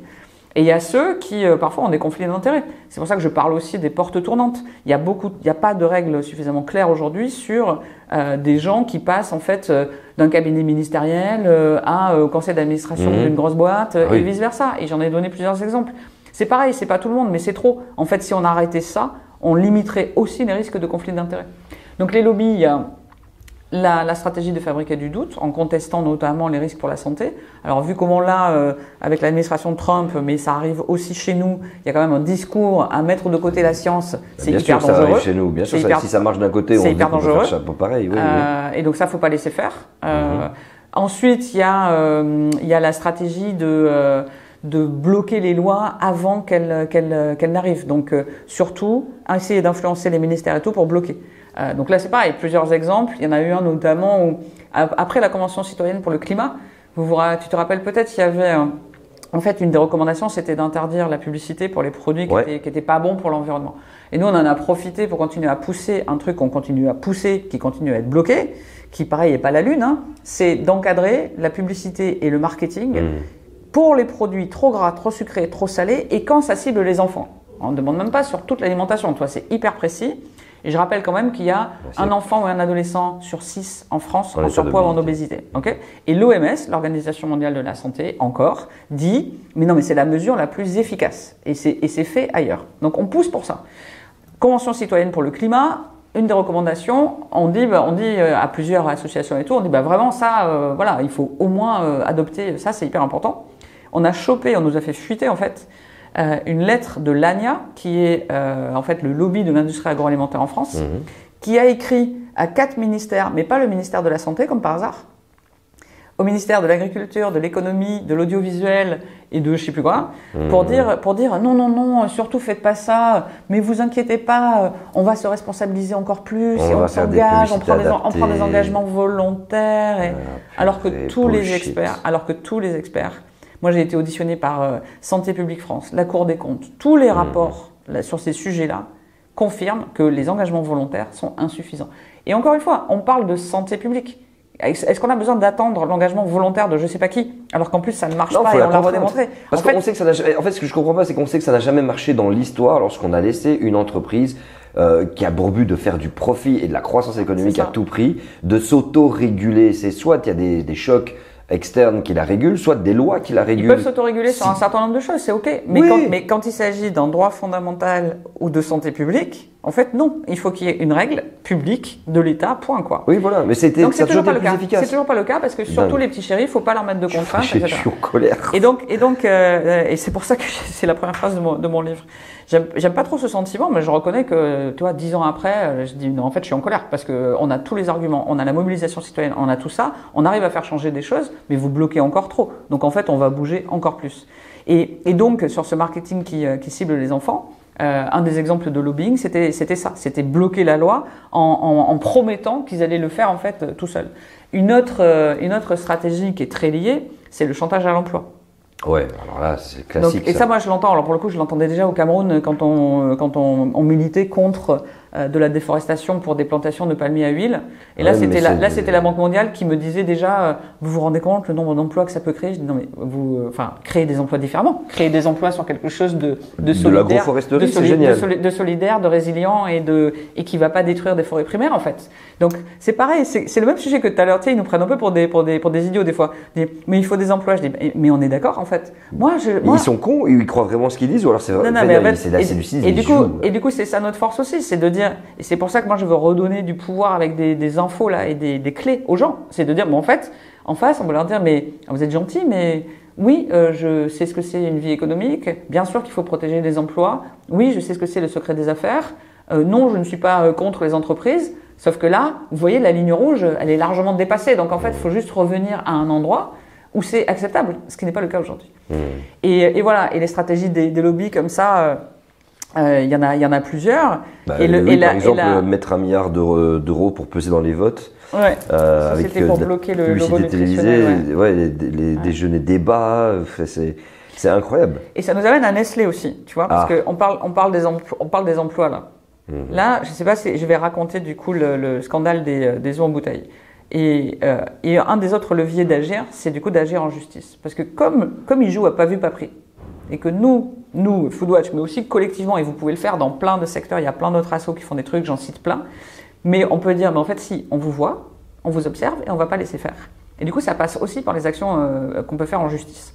Donc Foodwatch, pour repartir de ce que je connais moi, et donner de l'inspiration, quoi, On a porté plainte dans le scandale Lactalis, tu te rappelles peut-être, 2018, des laits infantiles contaminés au salmonelle. On a porté plainte là. 2022, Pizza Buitoni, c'était déjà Nestlé. Les pizzas Buitoni, là pour le coup, c'était hyper grave. Des dizaines de contaminés au E. coli, des dizaines d'enfants malades, et il y a eu 2 décès d'enfants suite à ça. La même année, les Kinder contaminés au salmonelle de Ferrero. Donc on a porté plainte en 2022 et sur le scandale Buitoni et sur le scandale Nestlé. Et là, les plaintes suivent leur cours.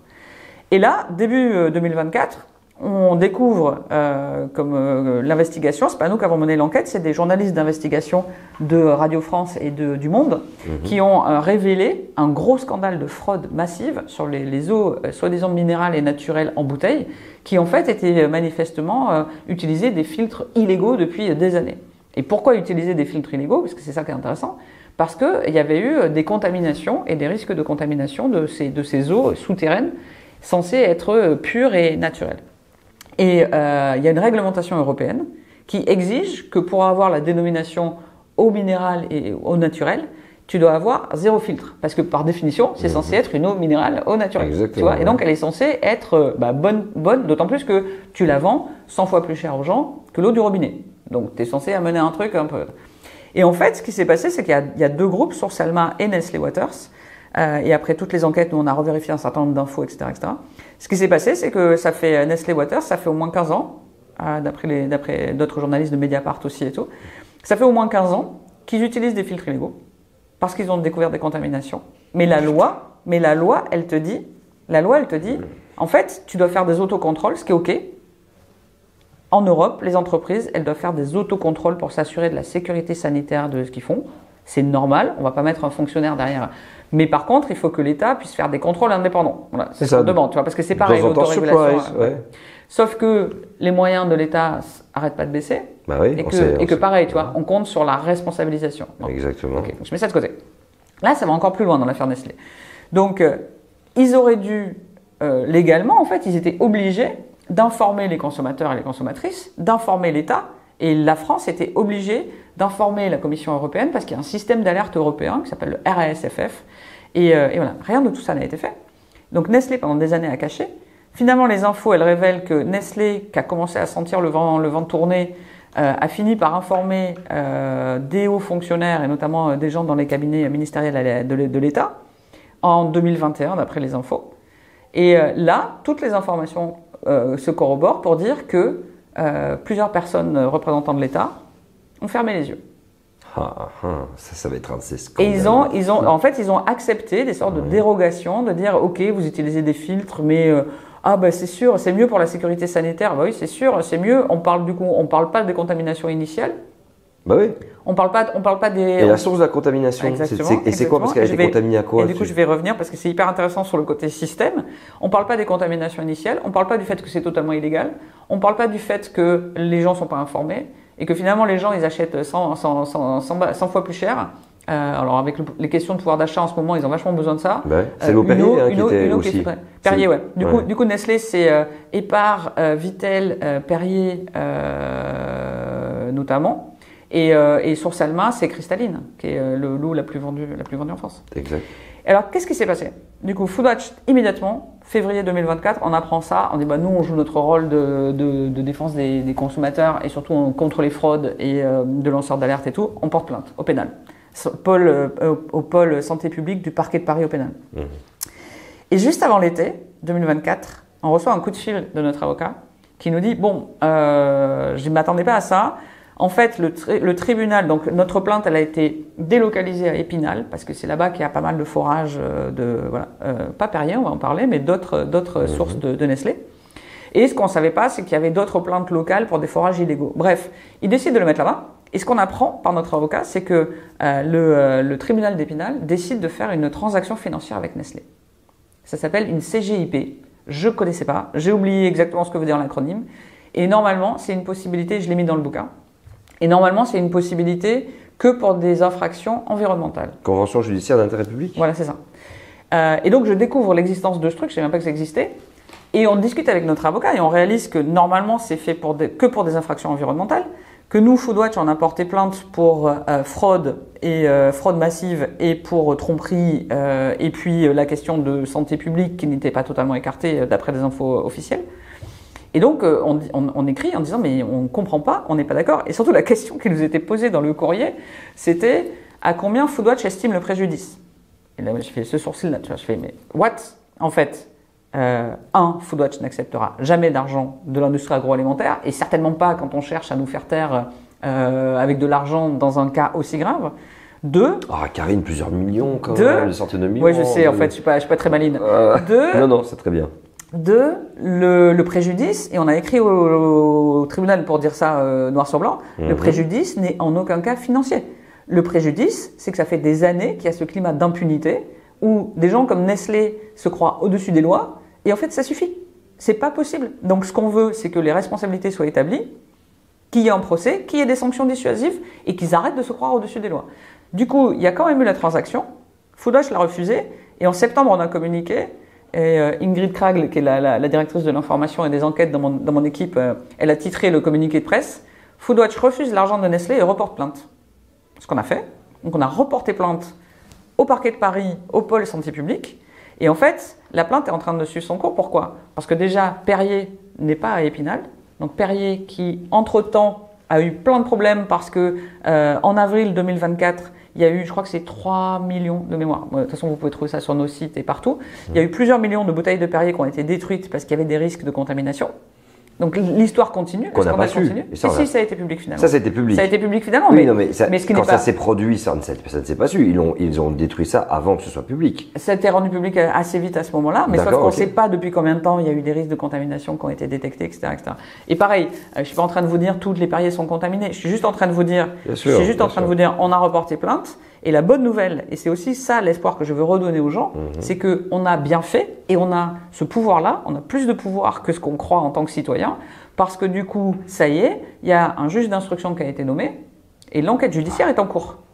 D'accord ? Ouais. Donc l'enquête judiciaire est en cours et ça ira, je l'espère bien, jusqu'à un procès le plus rapidement possible. Voilà. Et en tout cas, on ne va pas lâcher, on continue à en parler. En parallèle, il y a eu une commission d'enquête au Sénat. Et c'était là, il y a quelques jours, que du coup le rapport de la commission d'enquête a été remis. Et c'est là que je disais, il y a des sénateurs, des sénatrices qui ont vraiment bien tenu, qui expliquent publiquement qu'ils ont reçu des tentatives d'intimidation, notamment de Nestlé, en mode non, mais vous pouvez pas faire ça, il y a un procès en cours, enfin il n'y a pas un procès, mais il y a du coup une plainte en cours, etc. Et en fait, ils ont reçu plein de tentatives de arrêter votre commission d'enquête. Ils sont allés jusqu'au bout avec un rapport on aurait aimé qu'il aille encore plus loin, mais déjà il est là, il établit beaucoup de faits et il a mis au grand jour aussi que les dirigeantes de Nestlé qui sont venues, c'était ridicule. Enfin, c'était une langue de bois qui en dit long sur l'entreprise. Et en plus, l'entreprise se permet, Nestlé, en fait, ils se murent dans le silence. À aucun moment ils se sont excusés auprès des gens. À aucun moment ils ont été plus transparents sur ce qu'ils ont fait, pas fait. Même encore aujourd'hui, allez savoir ce qui se passe exactement sur les forages, quel filtre, pas filtre, etc. Le dirigeant de Nestlé, j'ai oublié son nom, mais dirigeant de Nestlé, dans une interview à la télé suisse il y a quelques mois, tu sais ce qu'il a dit?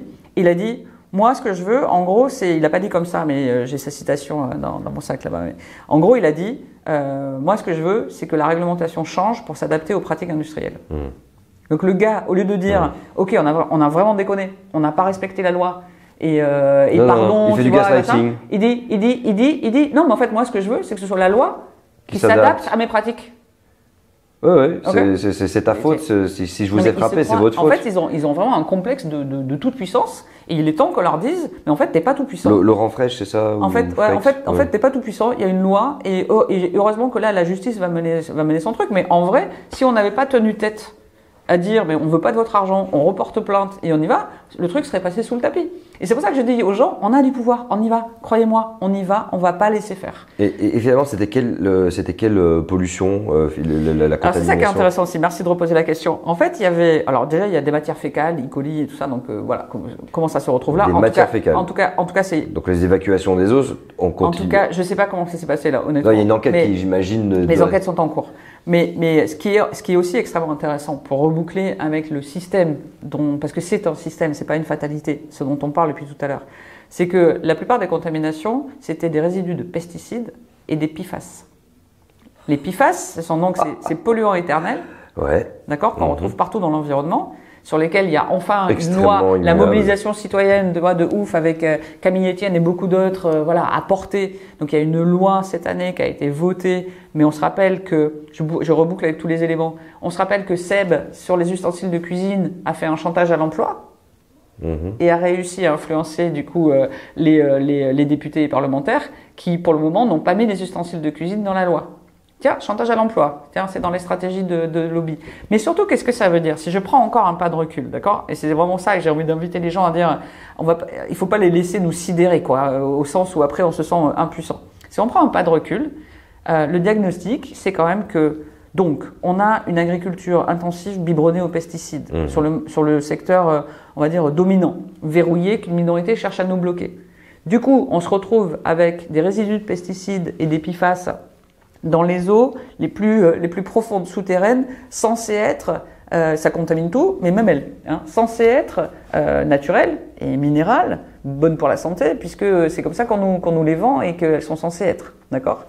Et à aucun moment, Nestlé ou quelqu'un au gouvernement, à aucun moment quelqu'un dit « Ah, au fait, cette contamination de ces eaux profondes, c'est quand même inquiétant ». Il faut qu'on se pose la question du système. Non. Mais je comprends pas pourquoi est-ce qu'on parle de pollution chimique aussi au-delà des bactéries fécales. Tout ce qu'on entend, c'est. Enfin, pesticides et tout. Tout ce qu'on entend, c'est oh, c'est pas si grave. Ils ont mis des filtres pour que ce soit meilleur pour la sécurité sanitaire, donc c'est ok, non, mais... En fait, non, c'est pas ok. Il y a rien qui est ok en fait. En fait, il y a rien qui va. Excuse-moi, j'ai l'émotion qui monte, mais j'ai l'impression qu'en fait, on est face à une grande fourberie où ils veulent absolument qu'on ne sache pas que forcément toutes les pollutions chimiques, bon, on a vu ce que ça donne les pollutions chimiques dans les limites planétaires, ça a été analysé, c'est dans le rouge vif, c'est-à-dire que tellement de nappes phréatiques, tellement d'eau souterraine, tellement de sources sont potentiellement contaminées que j'ai la sensation que ce qui a été découvert avec Nestlé, il risquerait d'y avoir dans les prochaines années de belles surprises dans toutes les autres sources. Et moi, le petit truc que je vous conseille Foodwatch, je ne sais pas si un jour vous avez l'occasion de le faire, et je ne vous dis pas ce que vous devez faire, je ne suis pas comme le PDG de Nestlé, mais ce serait peut-être intéressant que l'État augmente le taux de tests indépendants dans toutes les sources, parce que l'omerta qu'il y a eu, c'est une véritable omerta, sur, je veux dire, on noie le poisson, on ne dit pas ouais, bon ok les pesticides, machin. On sait que c'est partout, on sait que c'est disséminé, mais si ça se trouve, absolument toutes nos eaux souterraines sont contaminées. Ce qu'on demande depuis des années, et on a des pétitions aussi pour ça sur le site, je veux rappeler déjà que la plainte qu'on a déposée, elle cible non seulement Nestlé et Soursalva, mais aussi les fonctionnaires, les gens qui représentent l'État, qui ont une responsabilité dans le fait d'avoir mis ça sous le tapis. Parce que ça aussi, c'est pareil. C'est pas tous pourris, mais par contre, ceux qui jouent un rôle un peu pourri, pareil, il faut qu'ils rendent des comptes en fait. Donc, du coup, la plainte cible aussi ce niveau de responsabilité-là. Ça veut tout dire. À partir du moment où on a proposé des accords financiers, genre allez, où vous portez pas plainte, ça veut vraiment dire, je pense qu'ils savent qu'il y a un véritable gros problème et que oui, Nestlé, ça pourrait se retourner contre eux. Et alors, bien sûr, il y aura le chantage à l'emploi, l'énième carte Pokémon qui va être sortie, le dragon bleu aux yeux bleus. Ah, ça y est, chantage à l'emploi, on le sait. Excuse-moi, je t'ai interrompu. Mais ça alerte quand même énormément sur l'importance aujourd'hui que l'État doit reprendre sur les entreprises. Oui, et c'est pour ça que ce qu'on demande depuis des années, à chaque fois qu'on a porté plainte et qu'on a dénoncé en fait les scandales, c'est pareil, c'est pas pour faire scandale. Moi, ça m'amuse pas en fait. Je préférais annoncer des bonnes nouvelles aux gens, quoi. Mais on est obligé de le faire parce que force est de constater que les moyens ne sont pas mis pour protéger les gens. Or, c'est facile. C'est pour ça que je dis, rassurez-vous, toutes les solutions sont à portée de main. Il faut juste, c'est juste une question de volonté politique. Donc, s'il faut la mobilisation citoyenne pour les forcer, ben on va les forcer. Mais c'est à portée de main. Et notamment, redonner du budget aux enquêtes, aux enquêteurs pour aller faire plus de contrôles dans les usines agroalimentaires. On n'aurait peut-être pas eu des situations comme Buitoni où manifestement des gens, des lanceurs d'alerte après ont révélé que l'état de l'usine était désastreux s'il y avait eu des contrôles indépendants et qui avaient abouti à quelque chose plus tôt. Voilà. Et sur les eaux, c'est pareil. Et bien évidemment que les entreprises ont leur responsabilité. Je vais dire un truc sur la responsabilité aussi. Les entreprises ont leur responsabilité. Ok, très bien. Et il faut qu'ils la gèrent. Mais encore faut-il qu'ils respectent la loi. Mais ça n'enlève pas la responsabilité de l'État d'avoir des contrôles indépendants pour surveiller ça, pour protéger les gens. Et encore une fois, On les laisse faire du business, il n'y a pas de problème en fait, mais on peut faire du business, on peut avoir des emplois de façon propre. Et quand Nestlé reparle des emplois, parce que j'ai entendu cette petite musique aussi dernièrement, là, quand il y a eu le rapport de la commission d'enquête du Sénat, oui, mais alors du coup c'est nos employés, il y a beaucoup d'emplois qui sont mis en jeu, même des médias qui disent, alors il y a beaucoup d'emplois sur la sellette, mais désolé, c'est la responsabilité de Nestlé là aussi. Ils ont pris pour des cons les consommateurs, les gens qui leur achètent quand même des millions de bouteilles, mais en faisant n'importe quoi, en faisant des fraudes, en étant des criminels qui ne respectent pas la loi, et ben en fait, qu'est-ce qu'ils font? Ils ont mis en danger leurs équipes, ils ont mis en danger les employés, parce qu'ils n'ont pas fait ce qu'il fallait et qu'ils ont pris des risques et ils ont amené tout le monde en prenant des risques. Ça aussi, c'est irresponsable en fait. Donc, des emplois, une vie économique, mais s'il vous plaît, de façon tout simplement compatible avec une société qui est plus résiliente, plus solidaire et où tout le monde a un peu droit à cette vie économique qui permet de vivre dignement, de s'acheter à manger sain et durable, etc. Et puis le fait de rejeter la responsabilité sur oui, vous touchez à nos emplois, ben, les employés, je les comprends, c'est des gens qui sont en galère et bref, on imagine bien que Nestlé, c'est un certain bassin de population qui permet dans ces zones-là de vivre, de manger, de faire leur vie. Mais le truc pervers que ça crée derrière, c'est que eux vont potentiellement se ranger auprès de Nestlé en disant mais Nestlé est en train de nous défendre. C'est pour moi une prise d'otage, tu vois, en quelque sorte Encore une fois, c'est vraiment abusé en irresponsabilité, quoi. C'est-à-dire qu'à aucun moment, ils reconnaissent leur responsabilité. Et à aucun moment, ils font fi de quelque chose de concret, tangible, crédible, ok, c'est une stratégie, tant qu'il n'y a pas de jugement, on va pas trop... Pas vu, pas pris. Et le problème, c'est qu'ils ont raison de se croire au-dessus des lois, tant qu'il y a la complicité, en plus de l'État, en tout cas, qui fait pas ce qu'il faut pour... on dit complaisance souvent, mais enfin là, vu les éléments, je pense qu'on peut commencer à parler de complicité. Je laisse la justice faire son travail. Mais tu vois, là, la question sérieuse, elle se pose. Ouais, parce que Karine, aujourd'hui, on sait, mais tu avais dit que ça faisait combien de temps, l'histoire du filtre? 15 ans. Ok. Des milliards de bénéfices sur le dos des gens. Voilà. Donc c'est pour ça, c'est pas une fatalité. Et si tu veux, on peut parler maintenant de qu'est-ce qu'on fait pour redonner de l'espoir aux gens. Il y a des solutions. La dernière ligne droite, cette ligne droite, parce qu'après avoir capté les dangers de notre alimentation, il va peut-être falloir voir les bienfaits d'une nouvelle alimentation, d'une nouvelle manière de retrouver le pouvoir dans cette histoire. C'est ce que Limite tente de faire au maximum. Karine, comme ça tu sais, nous on aime bien faire des constats sur Limite. Je tiens à vous rappeler, chers auditeurs et chers spectateurs sur les réseaux, que Limite va rentrer dans une nouvelle phase de son existence où cette fois-ci nous allons vous montrer des solutions. Nous allons vous montrer sur le terrain qu'est-ce qui se passe. Peut-être qu'un jour on te suivra et voir comment tu fais des enquêtes, les rapports, etc. Parce qu'on a envie de montrer ce nouveau monde qui est en construction. Et allons-y. C'est le moment de l'espoir, c'est le moment de retrouver du pouvoir et de nous rappeler qu'au final, c'est nous, les citoyens, qui sommes détenteurs à la fois du capital et à la fois... Oui, parce qu'on a quand même des possibilités. Enfin, c'est pas nous qui sommes détenteurs du gros capital, mais soit, nous avons les possibilités de changer les choses. On commence par où? Et par quoi?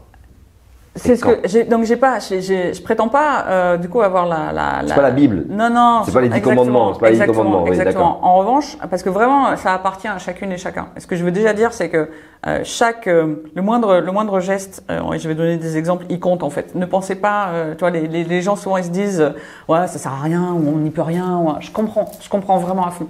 Mais sauf qu'en vrai, la bonne nouvelle, c'est que chaque geste compte, chaque soutien, un peu de temps bénévole à une association. Regardez autour de vous les sujets qui vous intéressent, qu'il y a déjà dans le tissu social et économique de ce qu'il y a autour de vous. En fait, il se passe plein de choses. Donc moi, si je dois schématiser, déjà, on a, si je reprends le secteur alimentaire, mais encore une fois, c'est toute la société. On a ces 70% des achats alimentaires faits dans les supermarchés. Donc on n'a pas le choix, il faut qu'on fasse changer ça déjà.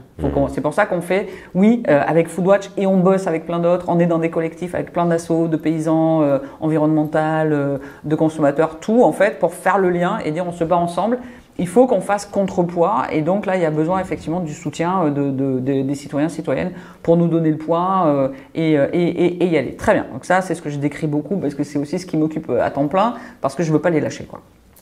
Mais il y a aussi la question de comment on fait autrement et de comment les citoyennes et les citoyens peuvent être partie prenante de recréer du lien social, de recréer une société plus résiliente, de recréer un accès à l'alimentation différent.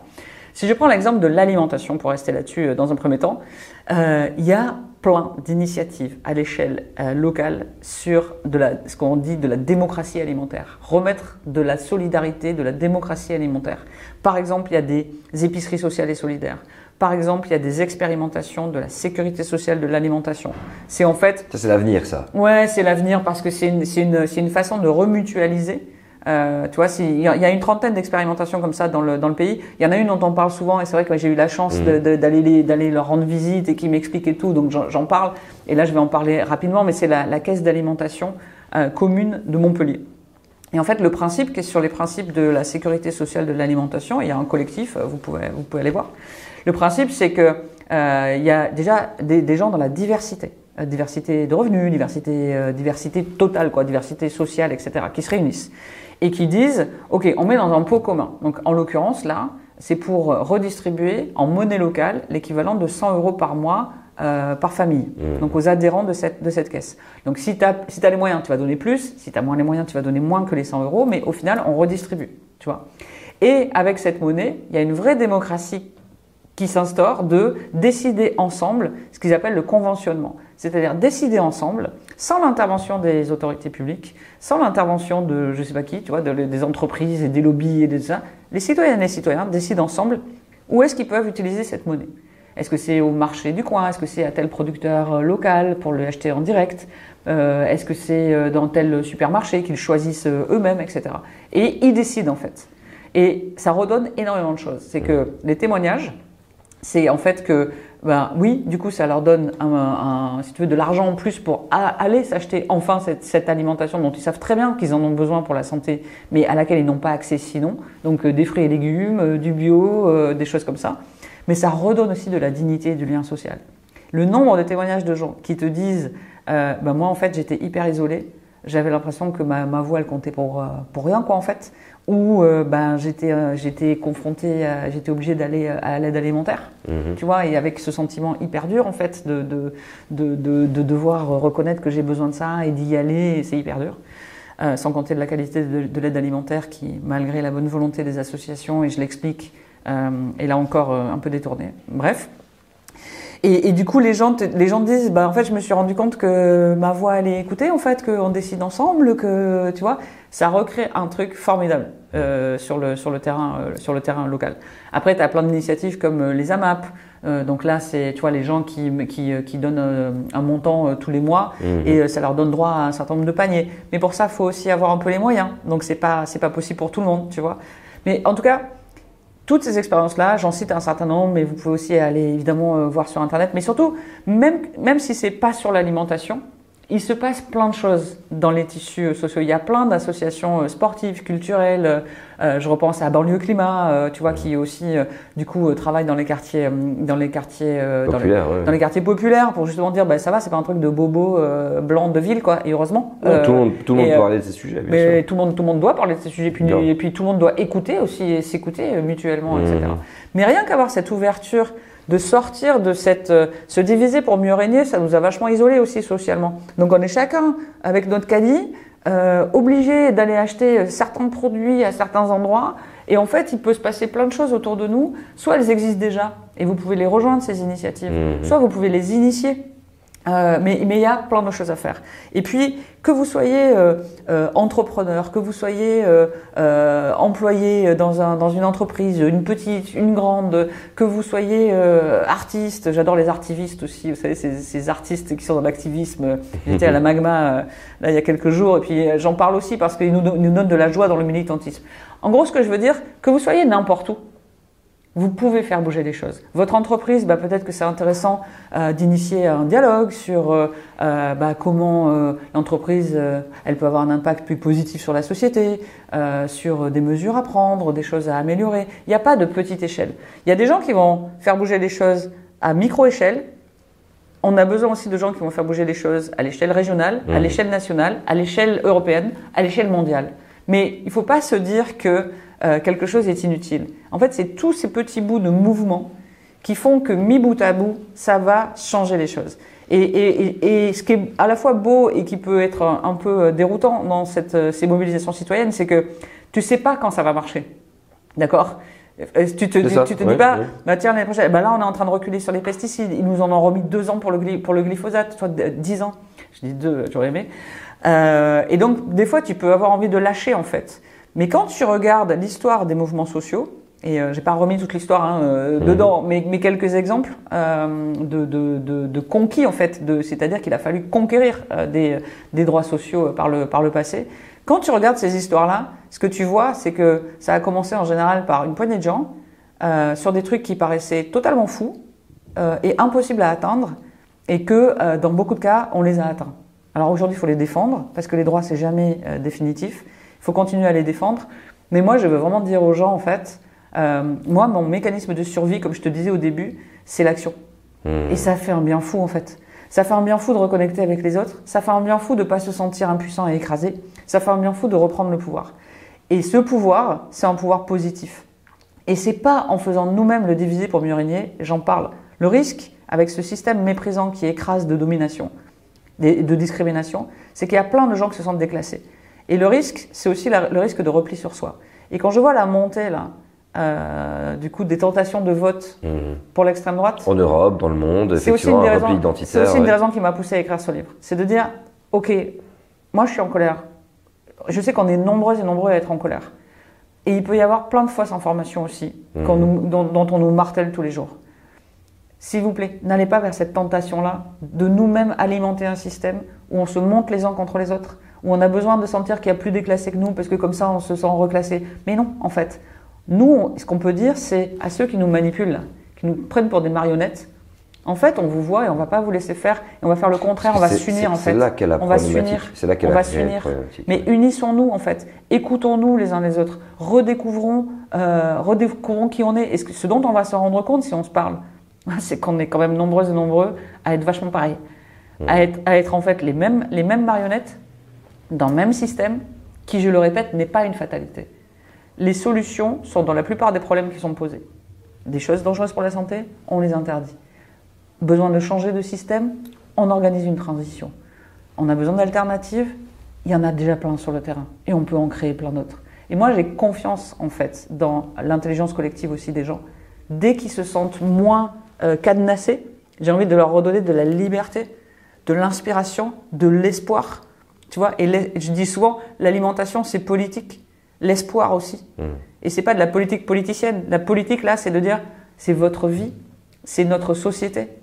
Bien sûr qu'on a notre mot à dire. Et tant qu'on est encore un peu en démocratie d'ailleurs, il serait temps de le dire. Avant qu'il soit trop tard, qu'on se trompe de combat et qu'on soit confronté à des situations où peut-être demain, il y aura des gens au pouvoir qui, eux, vont plus du tout laisser le choix, encore moins en minorité, mais de toute façon à personne. Qui risquerait de tenter de te démanteler. Oui, mais grave. Donc agissons tant qu'on peut en fait. Agissons tant qu'on peut. Et puis allons-y jusqu'au bout. Hein. Quitte à vouloir reprendre le pouvoir, il y a des municipales en 2026, ouais, tu vois. 2027, et ben les gens qui se le sentent, tu vois, c'est possible aussi en fait. Hein, des municipales, c'est à l'échelle locale. Parlez-vous les unes les autres, voyez ce qui est possible ou pas possible, mais une des meilleures façons peut-être de prendre les décisions et de bloquer les décisions qui seraient les plus dangereuses en fait et hors sol, c'est peut-être de prendre tout simplement le pouvoir de décision là où on peut et de faire bouger les choses là aussi en fait. Que ce soit de la société civile, voilà, moi j'ai choisi d'être côté société civile, citoyenne, lanceur d'alerte indépendant. Très bien, mais il faut aussi qu'il y ait des gens qui aillent dans les mairies, dans les conseils municipaux, au Parlement. Il faut qu'on soit partout en fait pour faire bouger les choses et dans la diversité. Et donc il y a un autre truc, c'est et du coup je cite aussi Fatima Wassak et d'autres, c'est que justement la diversité, comme on en a très peu dans nos représentations politiques, ben tous les gens qui sont pas en gros des mecs blancs de plus de 50 ans hétérosexuels, ils se sentent pas légitimes à y aller.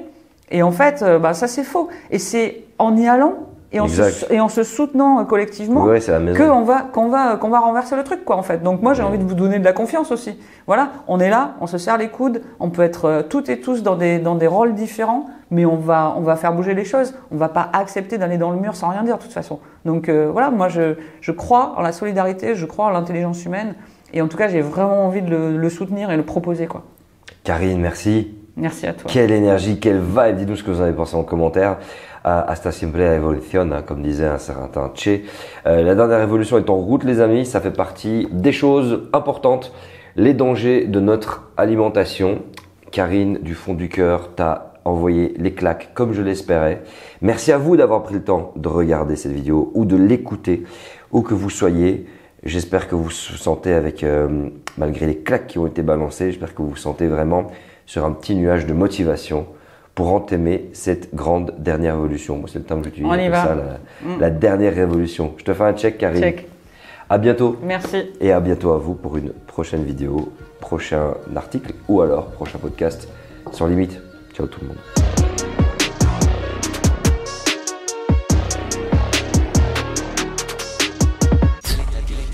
Quelle est ta définition du réel ?